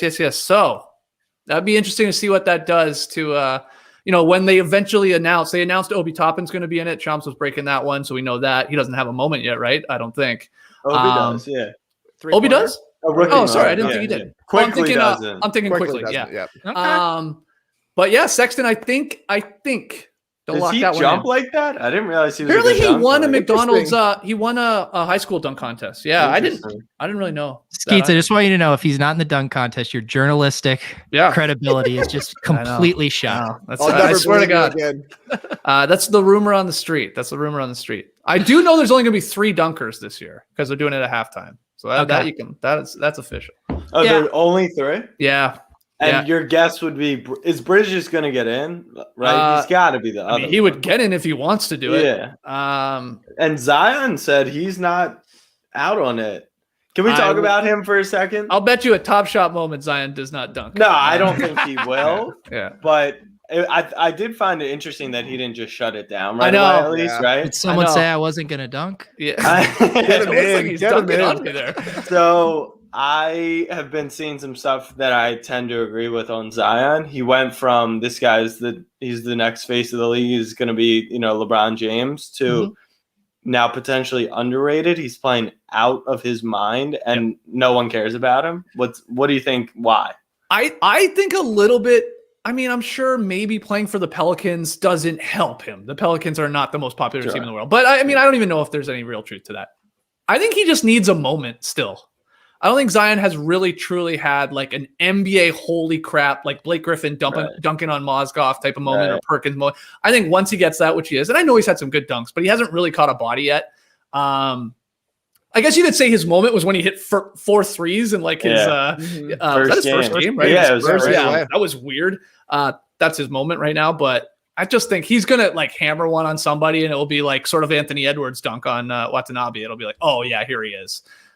That's my personal opinion on it, but because you're right, They're all scared of him, man. That's why he doesn't have a moment. They don't want to get dunked on. They're getting out of the way. The guy's at the rim every single time. He's going to lead the league in scoring sometime, I think. That's a weird thing to predict, but he's going to lead the league in scoring. He's unstoppable. And you're right. If he were to ever do the dunk contest and win it, he would be the biggest star in the league. Like the next face of the league, no doubt about it. Or if he has like a massive playoff moment or a massive dunk on somebody to get people reminded of the fact of the hype that he had before he came in, before his rookie season, no doubt. Yeah, I feel like they've almost tweaked his game to be like below the rim to a degree. Not actually below the rim, but like he's not trying to just dunk on everyone. He's just finishing strong inside and just so consistently just scoring every single night. He's not like exciting, right? Like he's a boring 25 a night. It's he's hilariously like smooth in the air for a guy built like a Mack truck. You know what I mean? Like that's where he does differ than like a young Blake Griffin to me. It's almost like he's like they took a young Derrick Rose and just like amped him up. Like they just like pumped him up because like Derrick Rose would always like just slide and glide around guys. Like it's amazing. Like a guy can jump in the air and it somehow looks he can still like move in the air, if that makes any sense. He's got great body control for sure. Yeah, and like Zion sort of does that as like a guy. It's like a linebacker. So, but he also, of course, don't get me wrong. Like we had a whole thing going on no dunks early in the year. Like I was leaning into the bit, but I was saying that the NBA was trying to force Zion highlights down our throat because they would always put him in the top 10. And like the highlights stunk, to be honest. Like they weren't on people and he wasn't catching bodies. And it's like, so I just sort of like, my whole bit was like, Zion Williamson's overrated. Now it's LaMelo all up on our Twitter feed. Highlights and all that, baby. But yeah, Trey's right. He'll probably lead the league in scoring in like the next, 3 years. I mean, he played 24 games last year, right? And it was knee injury first, and then he was recovering from COVID. And I mean, he had a handful of great moments, I thought, in his rookie year. So this is almost to me his rookie season, and already in the first 2 months, nobody can figure out how to stop him. So what's going to happen if he ever puts together an outside shot, or if the game really slows down for him and he can pass the ball the way that people think he'll be able to pass the ball? Sky's the limit. Sky's the limit for Zion. And like John Morant is a perfect example, like to compare with him. Like John Morant was catching guys on dunks. John Morant was getting in highlights for not even finishing dunks on guys that he was like trying to jump over. Remember that? Like there was a couple of them. Kevin Love one, right? John Morant doesn't even dunk that. And that was like one of the biggest highlights of the year at that time. It was like, oh my God, you see what he did? So it's like, if Zion does that, then it'll just be like catapulted even more. All right. The people want to know what's what is in this pack. We've already done. Oh yeah. Yeah, I can't believe I got it. I'm pretty happy with that. No, that was good. So the spoiler was we know Colin Sexton, he's the MJLE, and someone spoiled. I have 2 Serge Ibakas. Okay. One's the 464 out of 15,000, pretty nice serial, and then a 3903. And so then I have 3 more players. One of them I'm excited about. One of them I think is a future Hall of Famer. Let's see if you guys can guess that. Wow. I'll let you guys open. I'll open the floor for questions. Is he a big man? He is. Got to be Dwight Howard.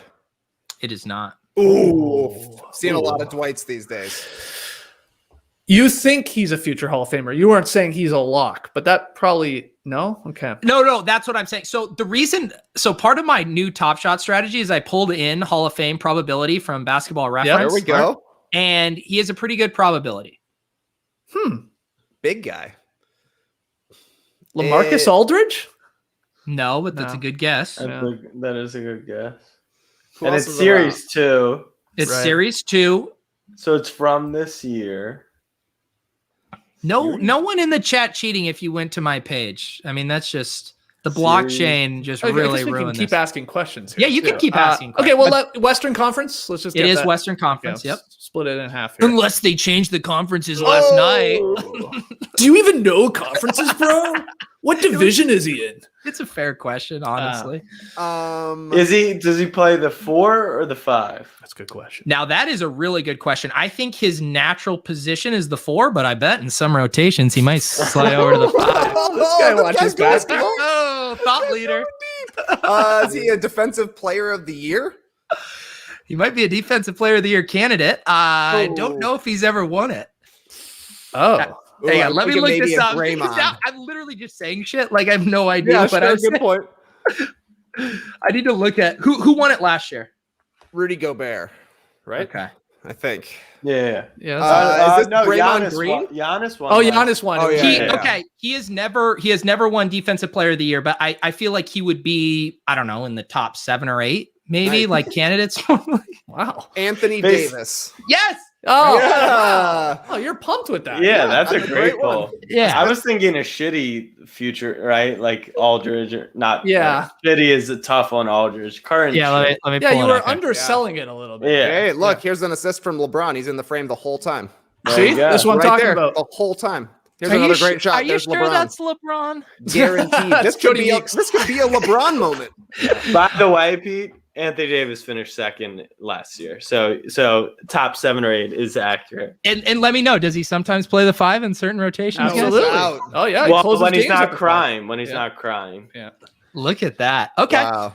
All right. Well, That's I'm good. having a lot of fun with this. Let's keep having you guys guess. Yeah. Is this the new way to open packs? One person opens them, everyone else guesses. They're like, what if we had, the future entering the metaverse, but you had to open them in the most analog way possible? I was gonna say the most ironic thing about this is you are basically doing what Lee Ellis does Yes. with his basketball cards. This is incredible. All right, let's do this one. A guy, this is all set it up with.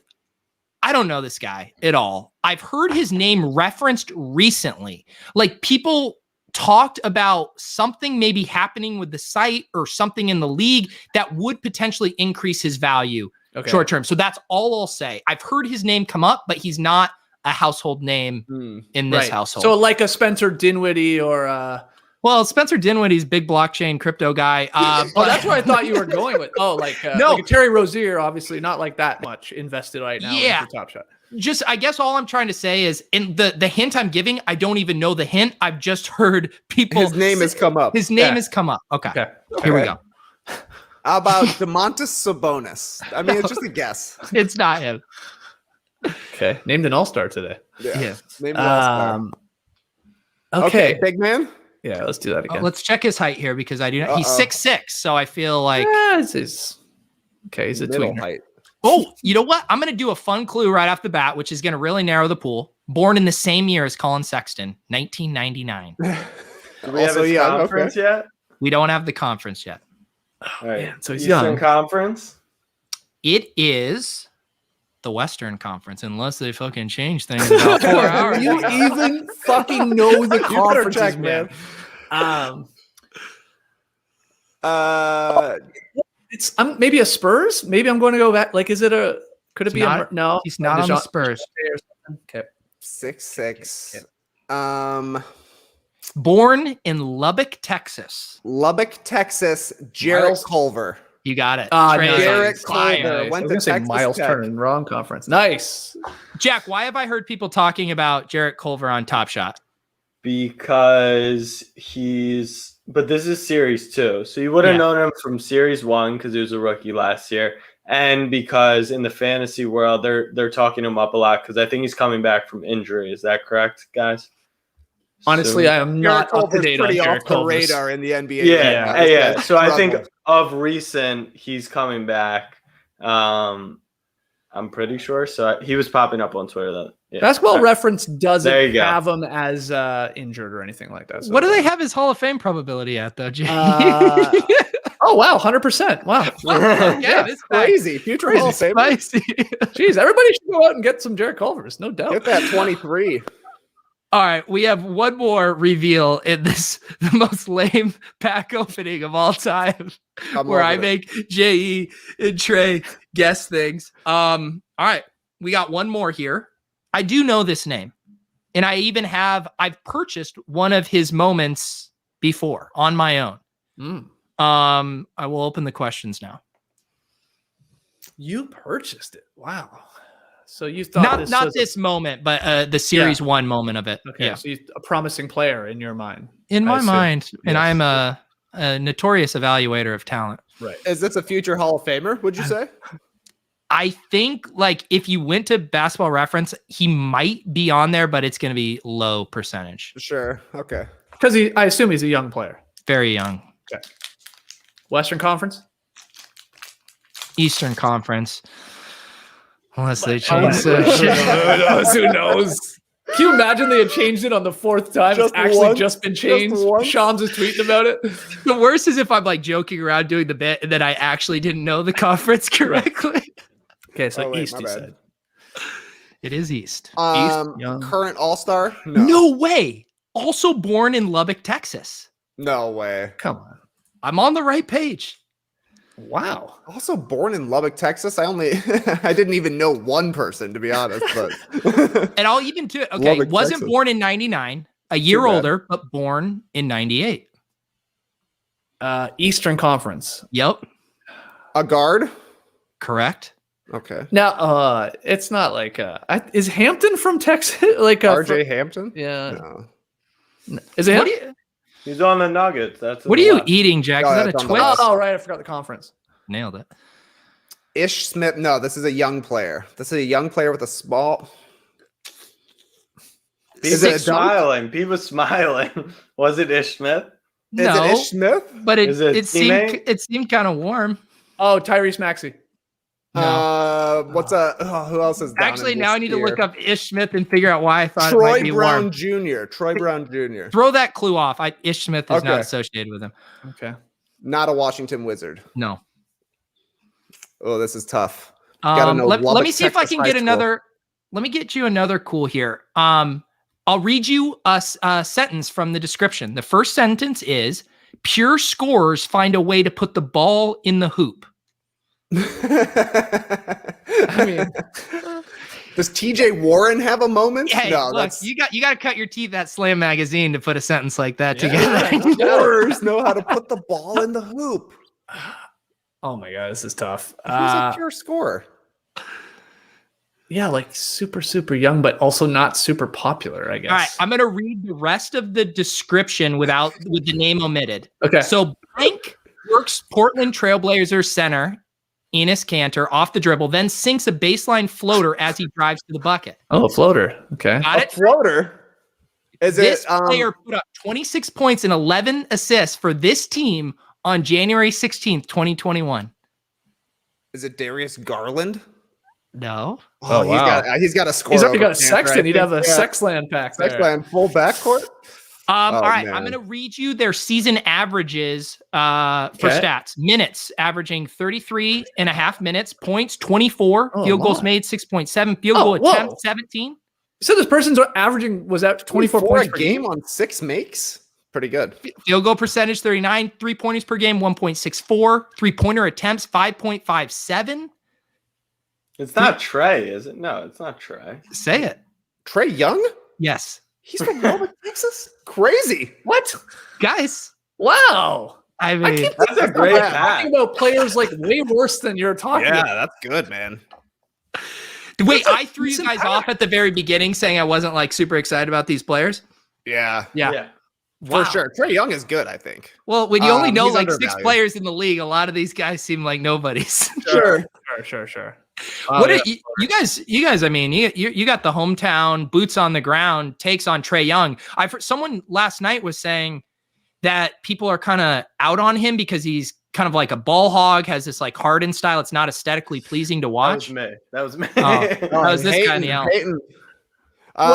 He's drawn a lot of fouls this year. He came up with a new move where he goes around a screen and then stops so somebody runs into him, and it really pisses people off. And people really hate free throws. So it's crazy. He was like one of the leading vote getters in the Eastern Conference last year, and now he's out of the All-Star game just like that because people hate seeing the trickery. But I'm still high on Trae Young. I still think he's awesome, but the tide has turned a little bit for sure. Yeah, but I just saw like there was one of those StatMuse tweets going around. Like the numbers he's putting up like over multiple seasons are like barely ever been done.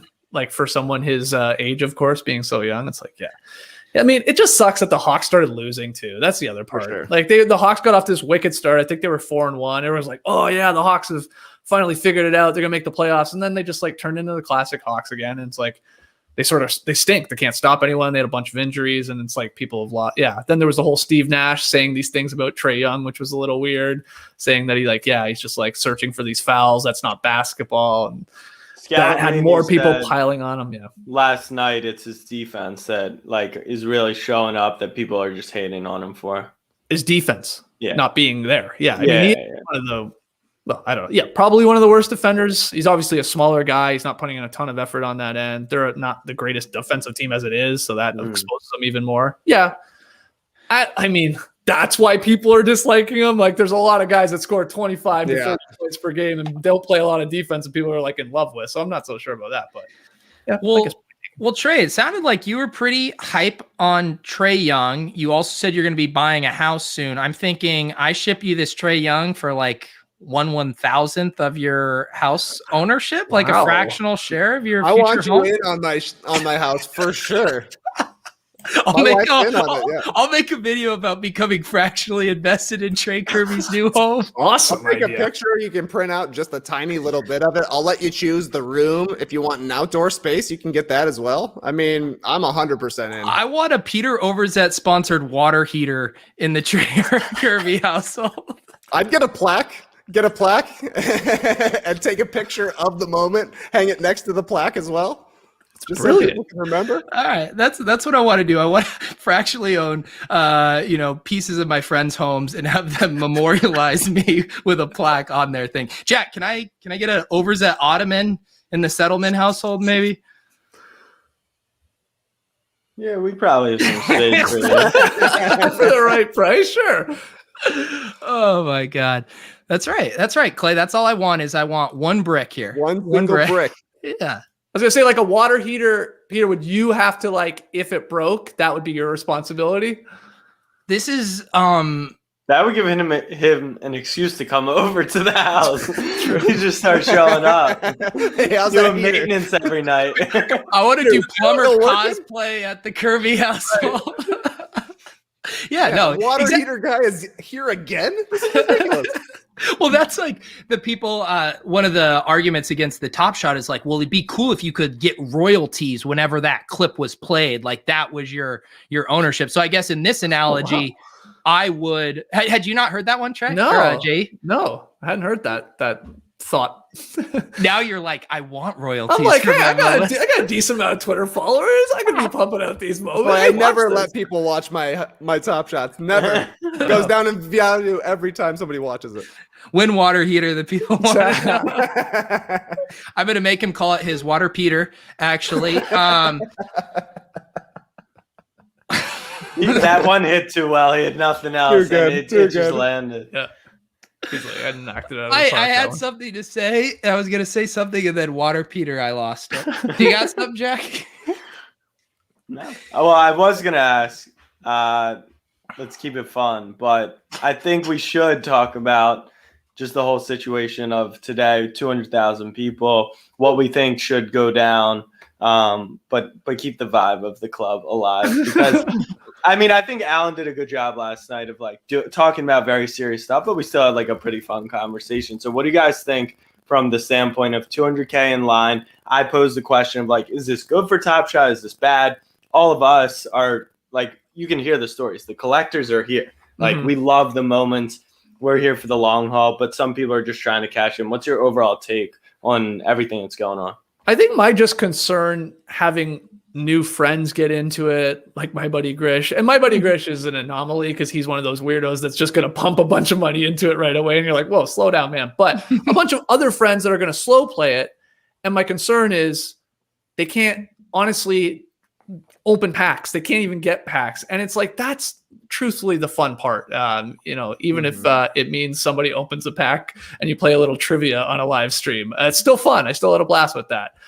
So I guess like, I'm just worried, are there going to be a lot of these new people that came to it just like give up after a week or two? Like, well, this is silly because I can't actually even get these packs that I'm seeing other people, open online or on Twitter or stuff like that. So like, that's why my only real concern is, and I know I've heard like the guys that are obviously working at TopShot and Dapper Labs and all that. They're like, there's no doubt that's their concern too. Yeah.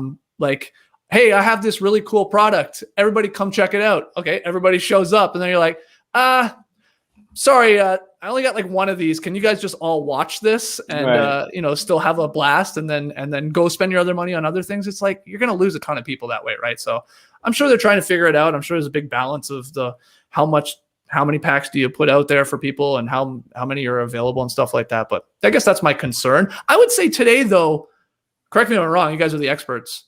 What was it? Over 200,000 people, right? Trying to get basically 10,000 packs, a little bit more. Yeah. It went smoothly, right? Like, didn't seem to be outside of everybody not getting one because of just pure, amount of numbers wanting one. Like there wasn't really many issues. I thought like it wasn't pausing all that much and blah, blah, blah. But I guess that's a good sign, right? Moving forward.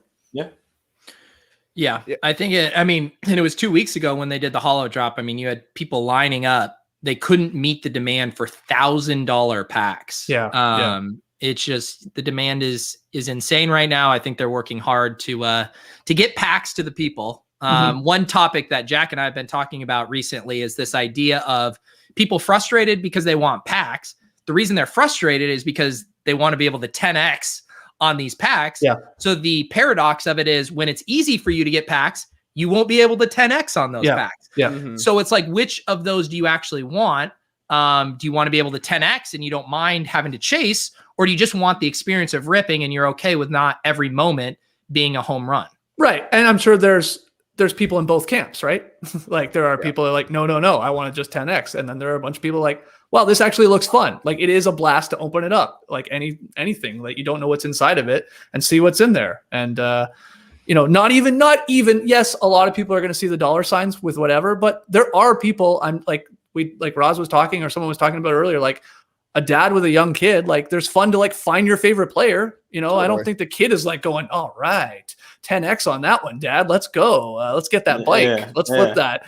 It's like your favorite player and it's like a cool moment. And, I think you don't want to miss out on all those people too. Right. But there's got to be something easy to get into, right? Like if I went to the marketplace for the very first time and the cheapest thing you can get is like a Mason Plumlee or an Ish Smith, it's like, that's not very exciting. Like I would rather have, if I'm in that scenario, I'd rather get a $9 base pack that's worth $27 or something like that. Just so you're into it. You get the excitement of waiting in the room. You see your number pop up. You're opening it up. You're good to go. You're happy. And then you're into the game because it's fun. The excitement of opening the pack and actually being one who gets one. I think that is huge because then you want to see what else is out there and then what else you can maybe find certainly in the future. And then you want to get the bigger packs. Then you want to get the nicer packs and it all just builds from there. But there's got to be an easy entry.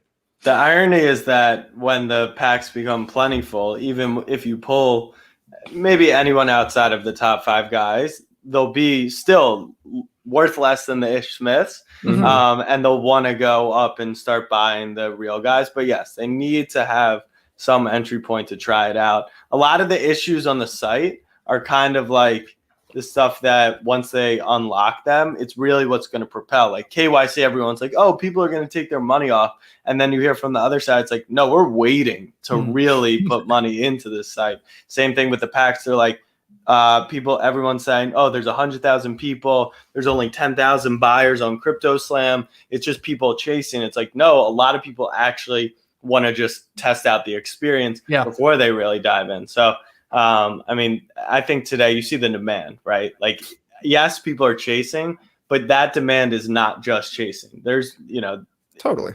It's crazy. I want to shoot a sketch where it's like the four of us outside a brick and mortar card store. And it's just like this 75-year-old guy that runs the store by himself. No one ever comes in, and like, we're there like 30 minutes before opening, he's just coming in with his coffee and we're banging on the door, win packs. He's all dreary eyed. He opens up and they're like, they're right there, man. We go in and we go to the counter and buy them and we open them up. We're like, how much is this worth? He's like, 10 cents. How much is this worth? 4 cents. We're like, oh, okay. Yeah. That's what's going to happen in TopShot when they are readily available for you. Yeah. I also like, don't you just touch that. Now it's worth 5 cents. Yeah.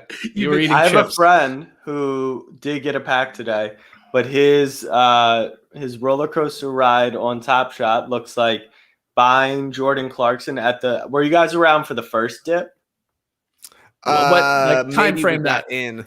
I would say it was probably 3-ish weeks ago. Yeah, I think we that's came when we in right came around in. that. Okay, Yeah. so the first hype train, he got in, he bought Clarkson because the studs, the rookies were a little over the top, and he was like, Clarkson might win 6th man of the year. Instantly cuts in half, sends it to my friend for half the price.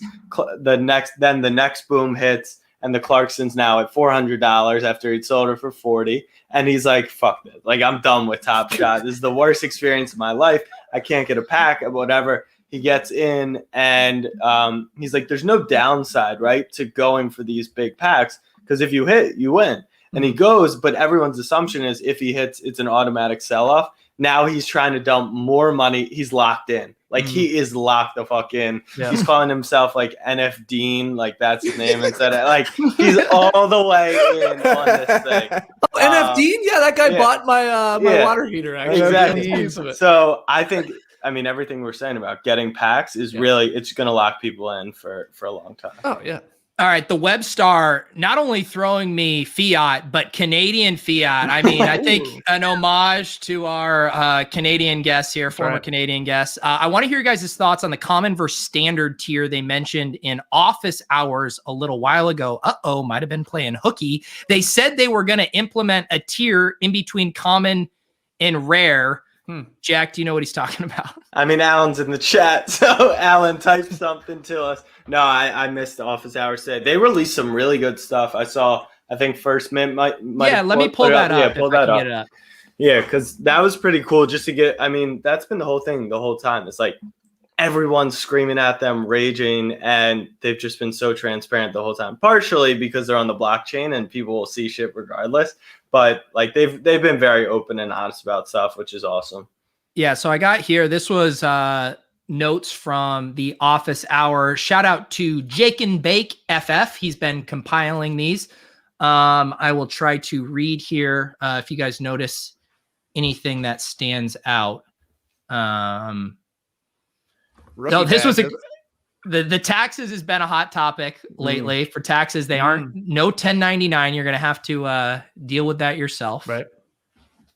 The next run it back set will have Steve Nash giving an assist to Kobe Bryant. That sounds exciting. Upgrade. The next run it back set, though, is going to make it take off. It's AI, McGrady, and Shaq, I think. Shaq's going to be crazy. Ridiculous. It's like those are like 3 of the biggest names for like casual people even. All right, here's Alan. The idea with standard tier would be small window time listed tier. Time limited.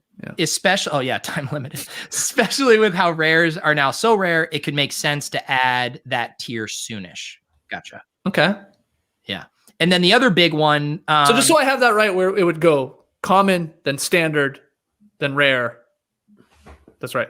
Yeah. What am I missing? Yeah. and then legendary. Legendary. And then what they have platinum is going to be what's after that, right? Genesis, yep. Oh, right. Wow. Have you guys, because this is obviously my 1/5 CryptoPunk fractional investing, yada, yada, yada. As the site in the premium moments are getting more expensive, have any of the No Dunks crew talked about going in on moments together? Have you guys discussed that? No, not moments, but we definitely and right when we had got into it was the $1,000 pack. And we were like, okay, it was me, Trey, Amir Blumenfeld from Jake and Amir fame. Yeah. He's a he's a TopShot hot boy with us in the WhatsApp. So it was the three of us, Trey, Amir, and I. Like, okay, are we gonna do this? Like, if one of us gets it, let's just split it 3 ways. And I think, what was there, 9 moments in it? I don't know if I'm remembering that correctly, but that's the only. We had a great plan discussion we've had. Yeah, and then of course nobody got it, and I don't think it went that well, that one either, if I remember correctly. So. Yeah, no, not moments though, right, Trey? What do you want to go in on? We got to go in on this Nash. It sounds like I'll take the Jody Meeks portion. Okay, you can have the Nash. Okay. From what I've experienced, Jody Meeks is whoever you want him to be. Trey. Aren't we all a little Jody Meeks? Aren't we all? Yeah.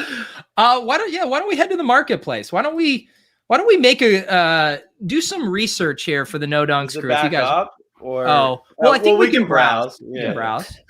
We don't want to make any impulsive buys.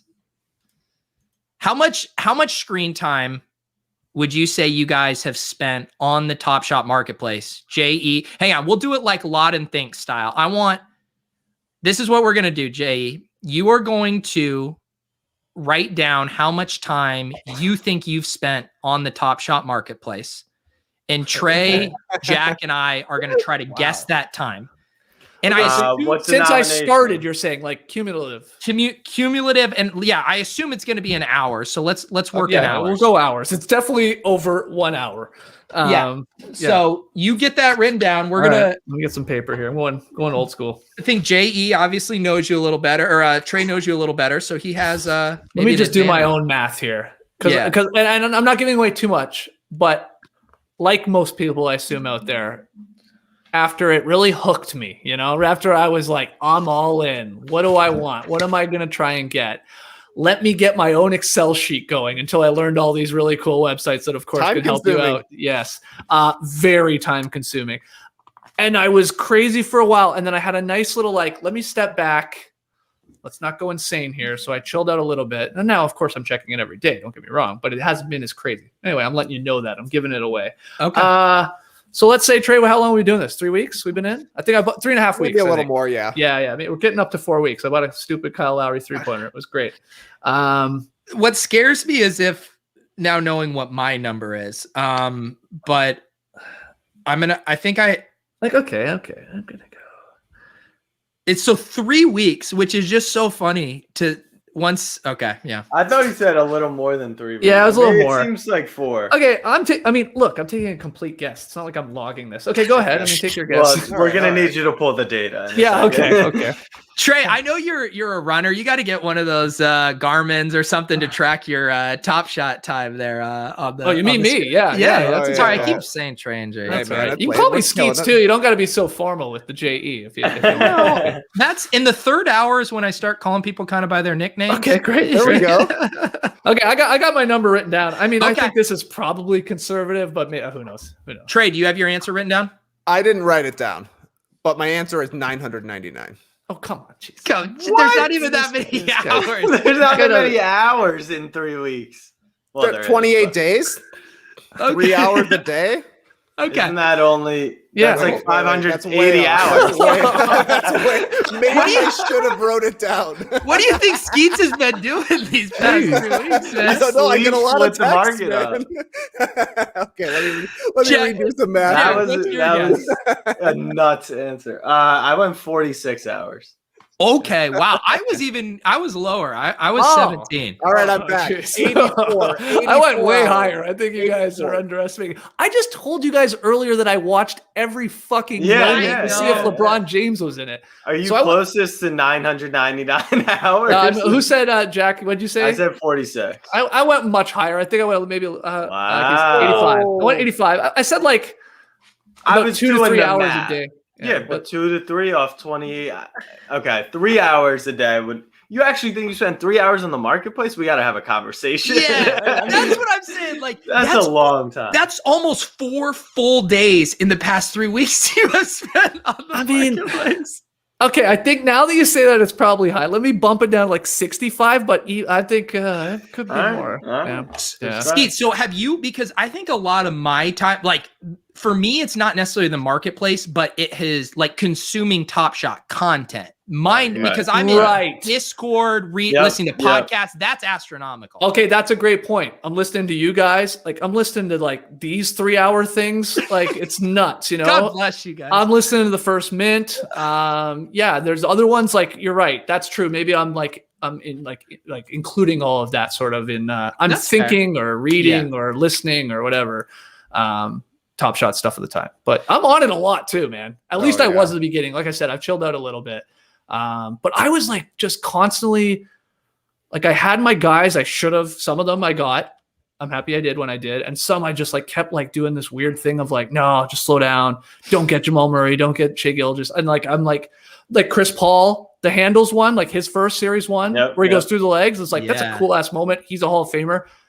And I remember when it was like $400, like $300. I'm like, and I just didn't purchase it, and it just kept going up and up. And I don't know. Last I checked, it was like probably 1,400 or something. Maybe not as much, but it'd be great if you could forget every moment you ever looked at.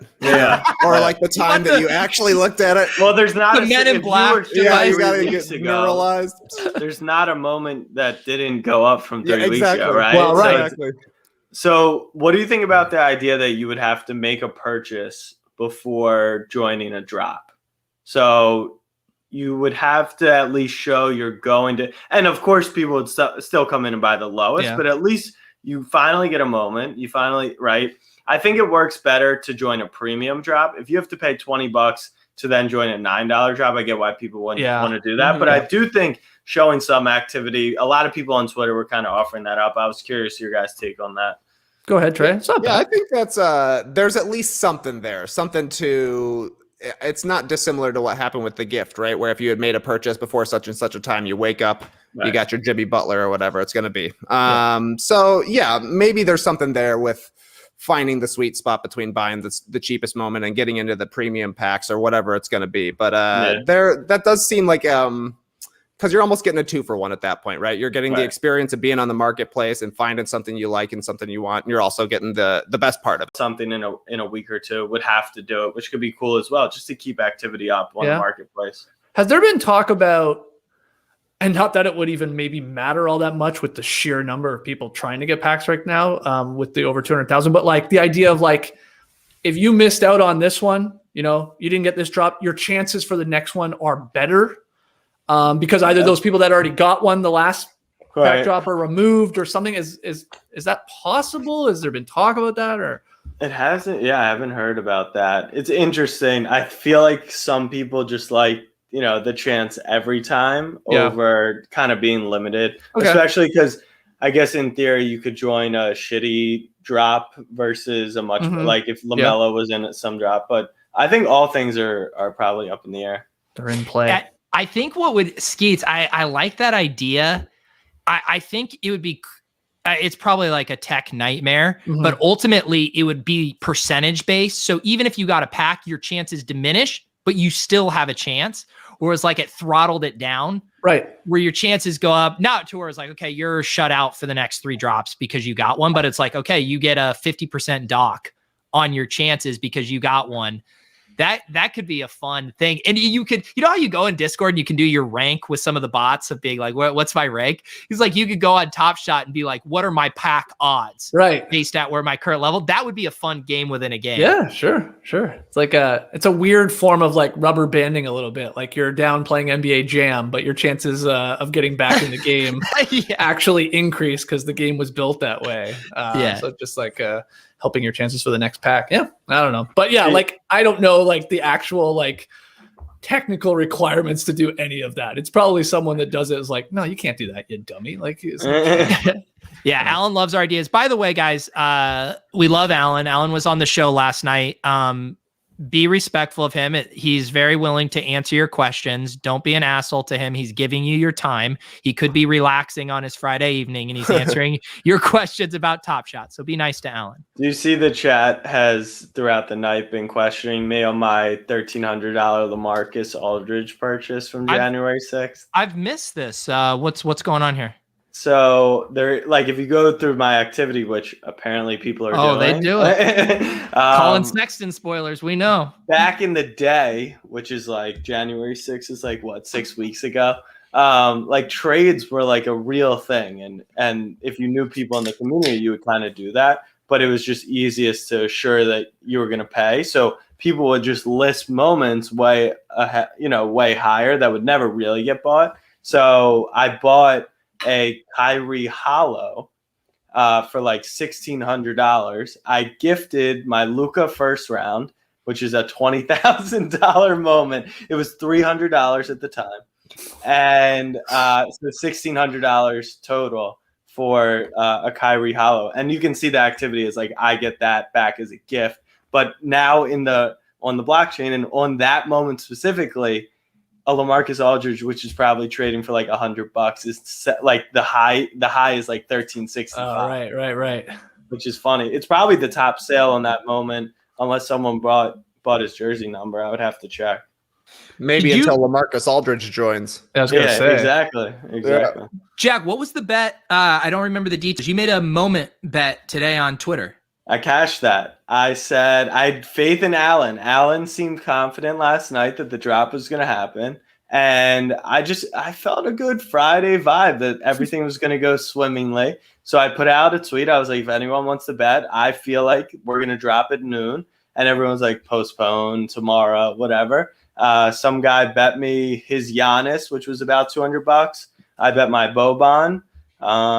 And we dropped at noon. So, and that moment's now up to 250. So did he gift it to you? He gifted it. Yeah, he gifted it. Right. I was going to ask that, like, as a bit of a noob here still with that stuff, like you're just taking him at his word, obviously. Like for that one. Yeah. I mean, a lot of people will take me, for my word because like it's not worth the social equity to scam someone. But the TopShot community, at least the people I think that follow the four of us, they seem to be mostly upstanding people. And it's a fun bit that they're fine with.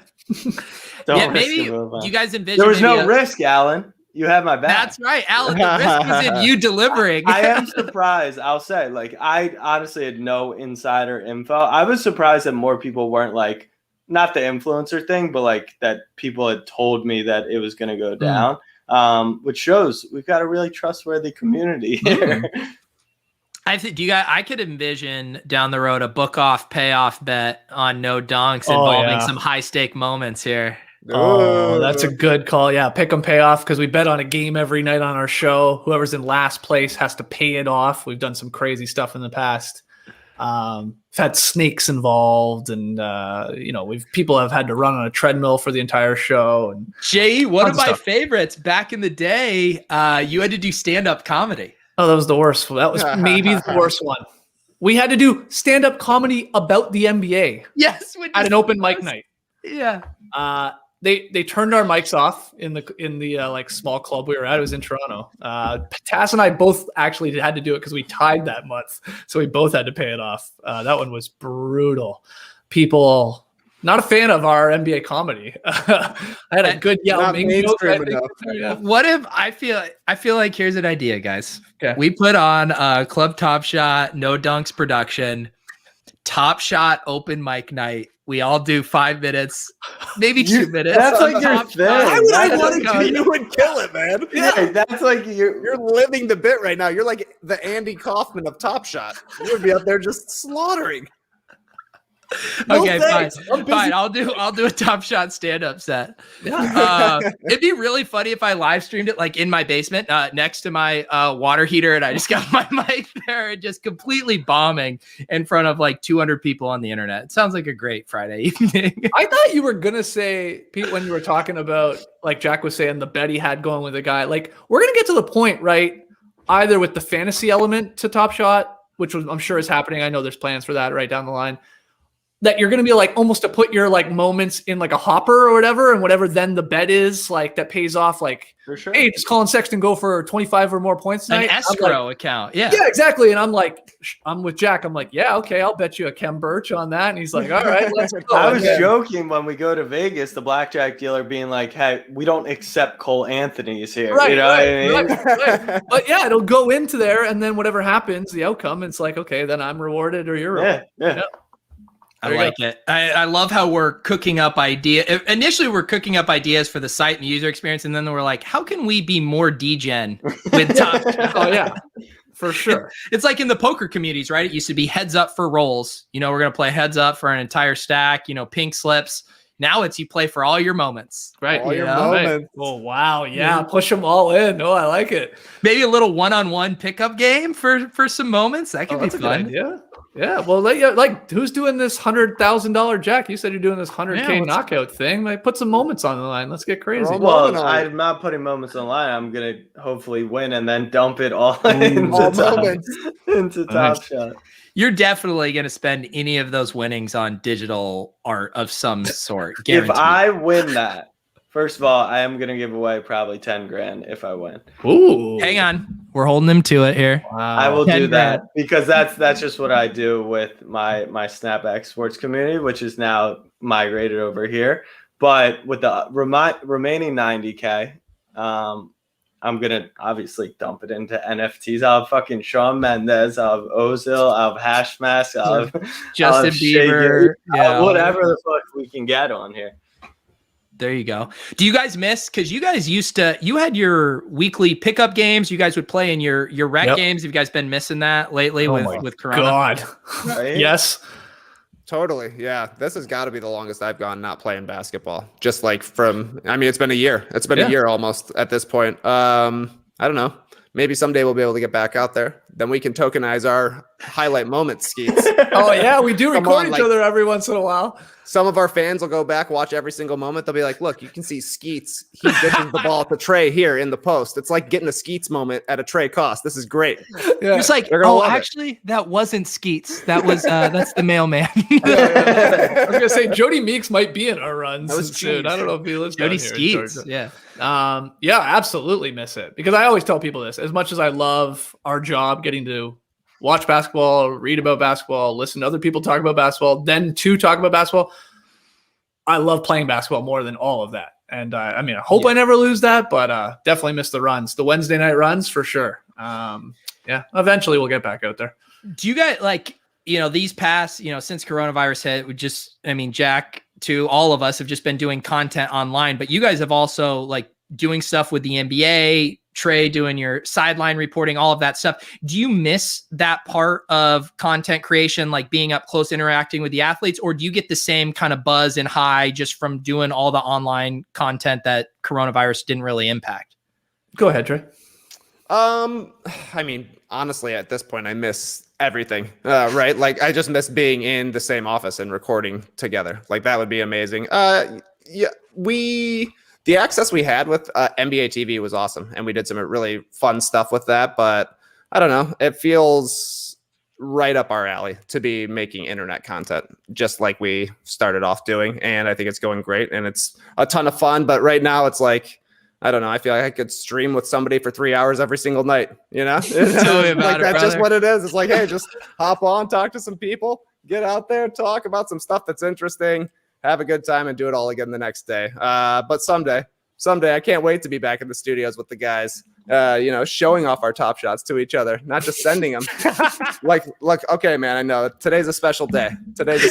Skeets. I'm gonna let you have a look at this. Wow. Trey's looking forward to getting into the office so he can show Skeets. Yeah. Well, Trey doesn't see. Didn't you hear Trey? He doesn't want to. He doesn't want anybody to watch his moments. I don't want to share them. Appreciate somehow. Yeah, Skeets, do you miss it? Doing the in-person stuff? Yeah, I miss definitely, like Trey's all saying, like being in the studio when we were at NBA TV, like the players that would come through, like the legends and stuff. Being obviously a basketball fan was pretty cool. Current players, former players, and stuff like that. But I will also say, because we've been doing this for so long, and TV is just a different beast, which I really, really liked. but it's, again, so many moving parts, so many more people. You got 2 minutes to make your point. It's TV. It's got to be punchy. And like, Right. I like to think we like had some fun and we did some creative things. Like, don't get me wrong, but it can become a little repetitive just because it's so short. And I love going back to like our roots, like this type of stuff, like where you are literally just shooting the shit. And yeah, there's some structure to it. And like we put in work and we're watching games and obviously getting ready about what we're going to talk about. But it's like you can go off on a 10-minute tangent about me stealing my buddy Grish's plunger. You know what I mean? And like you can just go crazy with that. And people, seem to like that. And that's something you just can't really do in television. You know what I mean? You have to stay a little bit more by the book.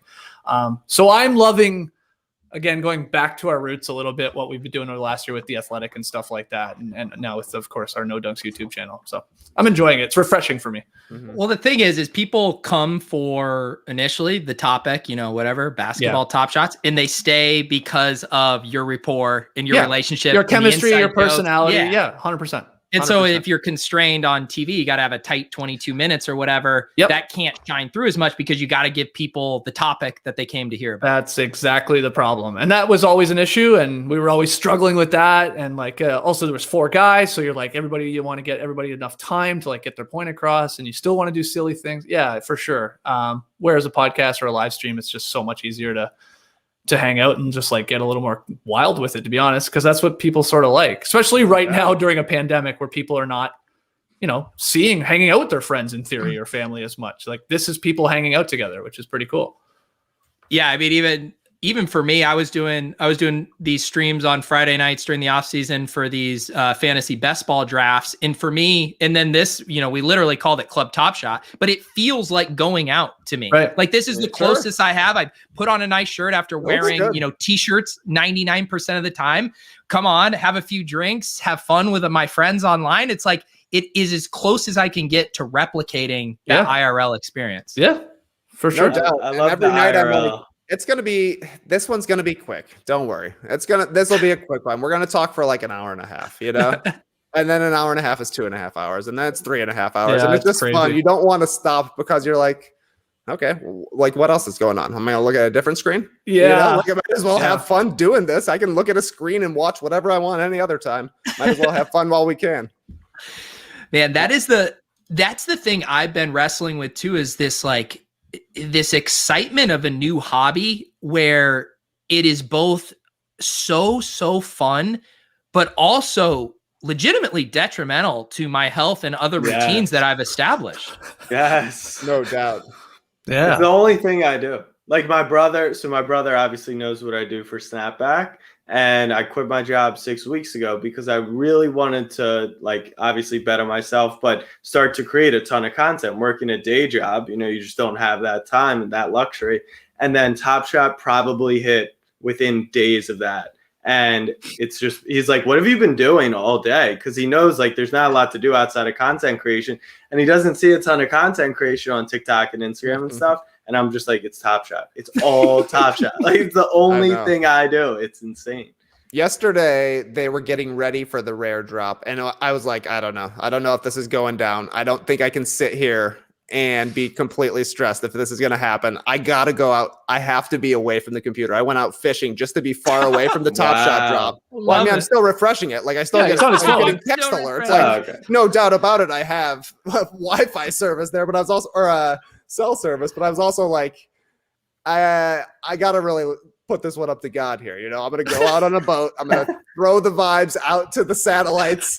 And if it happens, it happens. Like this is true. If it happens, it's meant to be. And instead I just had to catch a fish, a boring physical fish. Do you guys go to games for work ever or not so much? We didn't. When we were at the starters at NBA TV, we would send like the guys out. Like not everybody from the studio would usually go, but like Trey would go out on the road. Lee, those guys would do it the most. And Tess did too. And I did it once. I did it actually for, I was in Toronto when the Raptors won the championship, which was pretty cool. Being from Toronto, so all my friends are there. Now the game wasn't in Toronto, game 6, it was in Oakland, but I got to celebrate in my home city. But no, not a ton. And then now even less, like, we're just watching so many games really, and then trying to like talk about as many as possible. But we go down to the Fortress, we call it, State Farm Arena in Atlanta as fans. And, like, because like Well, we've that's been what in- I see someone in the chat saying. Like, if you did end up where Ros was in the back of like a moment on the site, I mean, could you put a price tag on that? Oh, jeez. Right? Like, it You would be have to impossible. have it. Right. You'd have You to just- have it. That's why when she was saying she was like by that bench, I'm like, hold on, I know like all those photos. Like, I bet you're in there. Like, Yeah. and I believed her because I actually forgot that she was doing the game. Like I said, like truthfully, Yeah. like I was just screaming, going nuts that that shot fell. I forgot she was like actually talking to him after. But yeah, if I was in a moment, oh my god. It's The like, only reason I want the Steve Nash moment is I sort of look like him. That's let's be honest. I dropped. our buddy Joe Mandy is in like the background of a Kobe Bryant like cardboard. Yeah, card. that's He's, like right. Kobe's like taking a jump shot and he's sitting like on courtside just like watching him shoot. And it's like Yeah. if you saw yourself like that in a moment, you would pay whatever to have it, right? Like Yeah. that'd be so awesome. Be like, wait, there I am. Look at that. Yeah. Isn't this is Right really there. weird. Weren't the like Menendez brothers in a Greg Yeah. Anthony During the basketball? card. Yeah. Yeah. There's That's gonna be right. stuff like that. I will just say, man, I miss Joe Mandy on Twitter so much. Oh, yeah. He still is on Instagram. He was making these cool boutique hats. Have you seen Yeah. those? Oh yeah. Yeah, Yeah. he Embroidered, put them all hand up for like embroidered. for auction or Jared, whatever, yeah. right? That's the thing too. I have so much respect for it because someone like Joe, who's just incredibly funny, wildly talented, and he's like, Twitter is rotting my brain. It's a cesspool. It brings out my worst tendencies, so I can't be on it. And then as someone like me, who's a big fan of his, and I'm like, this sucks so much. And yet on the other side, I'm like, I would get a lot of benefits from getting off of Twitter too. So it's one of those love-hate things where Twitter is so disastrous for in a lot of ways. But I don't begrudge him for getting off of it. Yeah. And I mean, like you sort of need it, right? Like in a way for your show, like to, sell yourself, especially right? in the to tell NBA, people. especially NBA world is so Yeah. big on Twitter right now, especially. Yeah. I think, this has been I mean, it's also interesting because I feel like we've done a ton of podcasts, done a lot of videos. Like, yes, the pandemic sucks, but we were able to kind of pivot for a lot of those live performers, going. I mean, those guys get up on stage, all the improv comedians I know, the stand-up comedians, like this is rough for them. And some of them have tried it. I watched Todd Barry's crowd work online tour. It was Nice. still funny, but like Yeah. it's hard for them to make that transition. Oh my God. I can't imagine. You're right. Like we were lucky enough that like not really much changed. We just couldn't stop. We had to stop going into a studio Yeah. and like talking face to face to each other. But like really it's the same show. It's like just, 4 or 5 guys talking about basketball. That's what it was at its core. So yeah, but for other people, like they've really been affected, no doubt. Yeah. Oh, it would be so hard, I think, to make, especially right away, to make TV shows. When it looked like everything that was on TV right away was just Zoom calls because that's all anybody could figure out to do, basically, right? Which is way stranger and way more pressure, I'm sure, for TV people and for TV producers. But that's the low frills kind of stuff that people want online. Yeah. So I think it was. Yeah, for the stuff where you're looking for that extra production value, that would have been tough. But that's why I was very grateful that we were back doing more internet content for when it hit. Because like you're saying, it's like you're able, at least now we have the technology and the tools to be able to do it pretty easily, to slide right into it. Yeah, and I love. I mean, you guys, I feel like are hitting like all the various sectors. Like one thing that's a hot trend right now are these quick daily ESPN Daily, New York Times. Now I like listen to Tass do the things you need to know in the morning. You guys got that. So you're able to kind of bounce around and do all those types of content to service the way people like to consume everything. Yeah. Well, and that's the other thing too. Like with the Daily Show, when it was a television show, it's like, it is bonkers how much time and effort has to go into just 22 minutes of television. And sort of like your whole day is like wrapped up in that. Whereas the podcast, of course, especially because we've done it so long, it's like comes a little easier and it's just, we can do it quicker. And JD, our producer, is a machine. So he can pump out this content. Like, we're the clowns that just sit here and talk about hoops. He's the one that's actually doing all the work, but it allows us to do like the TopShot Hot Boys, and it allows Lee to pop packs and do a video, and Task to do his whole other series. And we can try things. Like that's the cool part, either podcast form or YouTube form. So yeah, I'm loving that too. Cause like, just again, like the number one thing, like you were saying, I think Peter at the top, like, we started audio, then we went to video, and we were like, just we always said like when we get a little too comfortable is when we got to do something else. Cause you can fall into the habit of just sort of doing the same thing over and over again. And like in anything in life, I think if you can sort of add something or try something new that might be scary at first, it is probably beneficial for the long run. So that's what was always our mantra, like, okay, we're comfortable with this. We're really good at this, we think. Now let's completely do something else that we have no clue about. Yeah. Have you guys really been covering the NBA for 16 years? Yeah. Yes. 2006. So if I'm doing my math right, I started a daily podcast with Tass. I guess it started weekly at the time and then sort of quickly went to daily with Tass and JD. The guys, Tass still does the show and then JD's still the producer. Trey came in a little bit later and then Lee came in a little bit later. But yeah, I think I found you guys in 2008. I think reading Deadspin and Will Leach linking out to you guys. And then you would do some guest editing on the weekends. I remember that. And also, one of my favorite pieces of content, Skeets, was the Will Leach roast. And you did the dub video. I watched that video probably 100 times. And I had only known Will Leach for probably a few years of reading his stuff then. And it was just the funniest thing I've ever seen. That was a lot of fun to do. Yeah, he was like, it was like an HBO Sports thing on blogging, right? Sure. Yeah. And then he was leaving, so my roast was just to overdub it with a bunch of dumb. There was Rick and Keel jokes in there. Yeah. That's right. Wow, that's a long time ago. I think it's still up on YouTube. I think. Yeah, I'm pretty sure that's out there somewhere. But. That was a fun feud. Deadspin did those goodbye roasts better than anybody else. Oh yeah. Jack, are you even old enough to remember Deadspin? I do know Deadspin. I didn't read Deadspin, but I know about it. It's still it feels weird that Deadspin is still going. It's in such a different form now. But yeah, man, old school Will Leach Deadspin, the absolute nuts. I still follow guys like Gourmet Spud on Twitter, just who I know as like a legend from the comment section on Deadspin. We played in a pickup tournament with him once, living in Toronto, Gourmet Spud. And speaking of pickup, one of the head guys at Deadspin now used to play in our Wednesday night run. That's right. Who's that? Yeah, Karan Phillips. Yeah, Big C. Yeah, Big C. Yeah. Every time he would shoot a three, he would yell, "Cash out." Every time. 20%. Something I don't do on DFS sites that much. Cash out. That was before TopShot overtook my life. There was this guy. He blew up in the sports betting community, and he was called the Cash Out King. And he was like giving out plays and stuff, and just like running like a pretty big hothead there. And so I did a bit as the Deposit King, which I've now kind of brought back with TopShot. A lot of depositing into Dapper on TopShot. Got to get that Dapper balance up. You don't want to be left with an empty Dapper. Come on. Seriously. Yeah. All right. I think we should probably let Skeets and Trey go. I mean, should we try to? Jack, should we see if you can open a pack? Did you try? I just looked. The status page said, I mean, let me click on one of mine right now, but I'm pretty sure they're down right now. Yeah, I'm still seeing maintenance too. Yeah, Jack, your camera's pretty blurry right now. I know. I don't know how to fix it.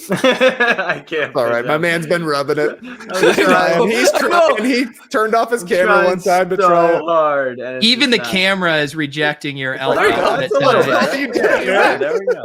People are saying my cam got wasted halfway through. Kind of. We're cooked on packs. It's got that ugly red button. All right, this is how we're going to wrap up then. We're going to go to the marketplace. We're going to get the wheels turning for a fractionally invested no dunks buy. I want you guys and I want in like a week or two, I want for you two at least the TopShot Hot Boys to have gone in on something. I love it. Where do we want to start? Are you guys Series 1 snobs? Are you okay with Series 2? No, we're fine with whatever, man. I mean, I'm prefer a Series 1, but I'm open to it. Might as well. Yeah. If you're going in on this together, I think. Right. Just two hot boys going in together. Do you guys look at that Embiid? My God, I remember when that was $300, $400. Oh man, wow. Yeah, back in the prehistoric days of 3 weeks ago. Ooh. Any other filters here? We got to narrow this down somehow. Do you guys have a team that you'd like to dial in on? I was going to say, TK, could you think of a player that has a moment that played for the Bulls and the Raptors? Ooh. Yeah. I can't think of anyone. Doubtful. Yeah. But doubtful. Though it probably is somebody. You got a lot of young Raptors and players the on your Bulls polls. Yeah, a lot of youth guys. No, our guys are like, our vets are Saturansky, Thad Young, and Luke Cornett. I mean, there's a huge Luke Cornett throwdown in Series 1, I remember. Huge. Is there really? Oh, huge. Yeah, there definitely is. I think he had 11 tonight. So I don't know. We might be buying at the peak here. Oh, wow. Luke Cornett. Look at that. I guess there is some truth to maybe people who say, who's going to spend $112 for a Luke Cornett? I think that all the time. But I always say, like, Series 1, if you look at like CryptoPunks, right? Like, there's like people, I don't go in thinking about a CryptoPunks performance. It's just what was first on the biggest NFT platform. Right. And then I do think collecting sets will be a pretty common thing. So they'll hold value for that. But yeah, 112 for Luke Cornett feels like a lot. All right. Well, what we're going to do, we're going to narrow this down. You guys mentioned your two favorite teams. So we'll do, no, that's sets. Try team. Thank you, A Jack. Raptor or a Bull? Raptors or I mean, Bulls? honestly, Fred VanVleet feels perfect to me. Oh, he's an Illinois boy. He's from Illinois. We're on the show. He's a Raptor. Yeah. We're all betting on ourselves. All right, let's get rid of all this. Let's just go right to Fred VanVleet. Go to Freddie. It kills me that I don't have his Series 1 base moment. I have hundreds. 1,200? Oh Yeah, that was another one that was in the old Excel spreadsheet. Handles. Keep How are they? Are they There's only tight? 1,000 of them. What about the Series 1? It's not the base moment, but it's Series 1 here. It's the steel. Skeets, do you have any fondness for this Do you moment? remember this? I mean, yeah, I guess they sealed the deal there at the end. Not Not your favorite. not really. Like, his if anything, deal. if I'm picking any of the Van Vliets, it's him and the throwbacks for That's a sure. The pretty one we're soft looking at moment. there, which is, I know is obviously the probably the most That's why we're going That fractional. one's tight. Oh, that's like this one's sick. moment. It's Oh, against that one's Fultz. good. That one is good. Oh, Yeah. sit down. Yeah, and like I love the throwbacks. Did you think Obviously. he was staying? Van Vliet. Yeah. Yeah. I mean, it was all just how much he was gonna come to an agreement on, right? And like, Yeah. now it's looking like a steal, to be honest. Like, Amazing. he's Yeah. damn good. He's really He's really good. good. He's so good. He's just steady Freddy. I Oh, wanted that's a the good- Knicks to get him. Yeah, exactly. I That was can't the one believe they didn't go concern. I was crazy like, for him. I thought we were going to pay whatever, and I was gonna be like, fuck that. Like, I don't, like, I love him, but he's not worth like almost max. yeah, And then he didn't even really hesitate. He was never leaving Toronto, was Yeah. it? he was happy with the price. Yeah. Undrafted guy obviously came up with them in the whole organization. Yeah. Yeah, I thought the Pistons or the Knicks were gonna maybe like go really high for Go him. overboard. Yeah. All right. So tell me, how does this conversation go if tomorrow morning you guys hop on a No Dunks production call and you say, hey, Tass, we're looking at fractionally investing in a Series 1 Fred VanVleet moment. It's $1,200. If we get the three of us, $400 a piece. Incredible moment for us all to own. What's his What's the reaction? serial, No, Pete? we're not even there. Lee goes, oh, I'll give you $5. Yeah, maybe $5. Yeah. He just wants a small piece. yeah, 5, maybe 10. Tiny piece. Like, that's how it goes. A sliver. Yeah, A sliver. Sliver. All right. Yeah. And what does Tass say? Tass, we call him Money Mellis. Tass is probably going to do his research. He's going to be checking what the Van Vliets have been selling for, where they could possibly go to. He's not going to make a rash decision, I'll tell you that. Tass moves slow, man. Like, he's going to really think it over. Considered. But I could see him being convinced. I mean, the truth is we're just going to call up my buddy Grish and say, let's go, man. Let's get this thing. He's like, all right, I already got 2. Let's I'm roll. liking it. Yeah. I got one for you. My buddy Ish. You guys go in on an Ish Smith moment. My buddy Ish. Oh, I like that. Fractions on an Ish. There you I go. want something What's around the happening? holidays, like a Merry Grishmas or something. Ooh, like there we that. go. Yeah. I like Do it. some giveaway with him. Just stock up okay, well, Ish yeah, Smiths we'll talk- for the but- whole year. what do Merry you- Ishmas. Give them all away. Yeah, right? That's not bad. Yeah. Yeah. There you go. There you go. Well, dudes, we really appreciate you guys spending your Friday night with us. What else were we going to do? Yeah. I mean, I should probably hang out with my wife one of these nights. I probably One should. day. Probably One a good day. idea. Yeah. Anything else coming up on the pipeline for No Dunks other than your guys' usual content schedule? Yeah, probably the only thing that would be different is I guess next week's pretty much the same. We got Tass's What You Need to Know. Like you said, it's like a 10-minute like little mini recap podcast, goes up really early in the morning, can really keep you sort of like up to date with what's going on in the NBA. He does a great job with those. Then we have the Daily Show at 10 a.m. Eastern. Monday through Friday. Do a bunch of other things like we step on the beach. That's like our viewer, questions that we take and stuff like that. The big difference is All-Star Weekend's coming up, and we're probably going to do, we call it the NBA happy hour, hanging out. It's the live stream sort of watch party. We're going to do something for the All-Star night, which is Sunday, March 7th. Nice. Do I have this right? Is that next weekend then? Yeah. Last Sunday. So we're going to do something around that. We'll probably fire up the live stream around probably when the dunk contest either starts or ends. And then we'll go through the second half of the game.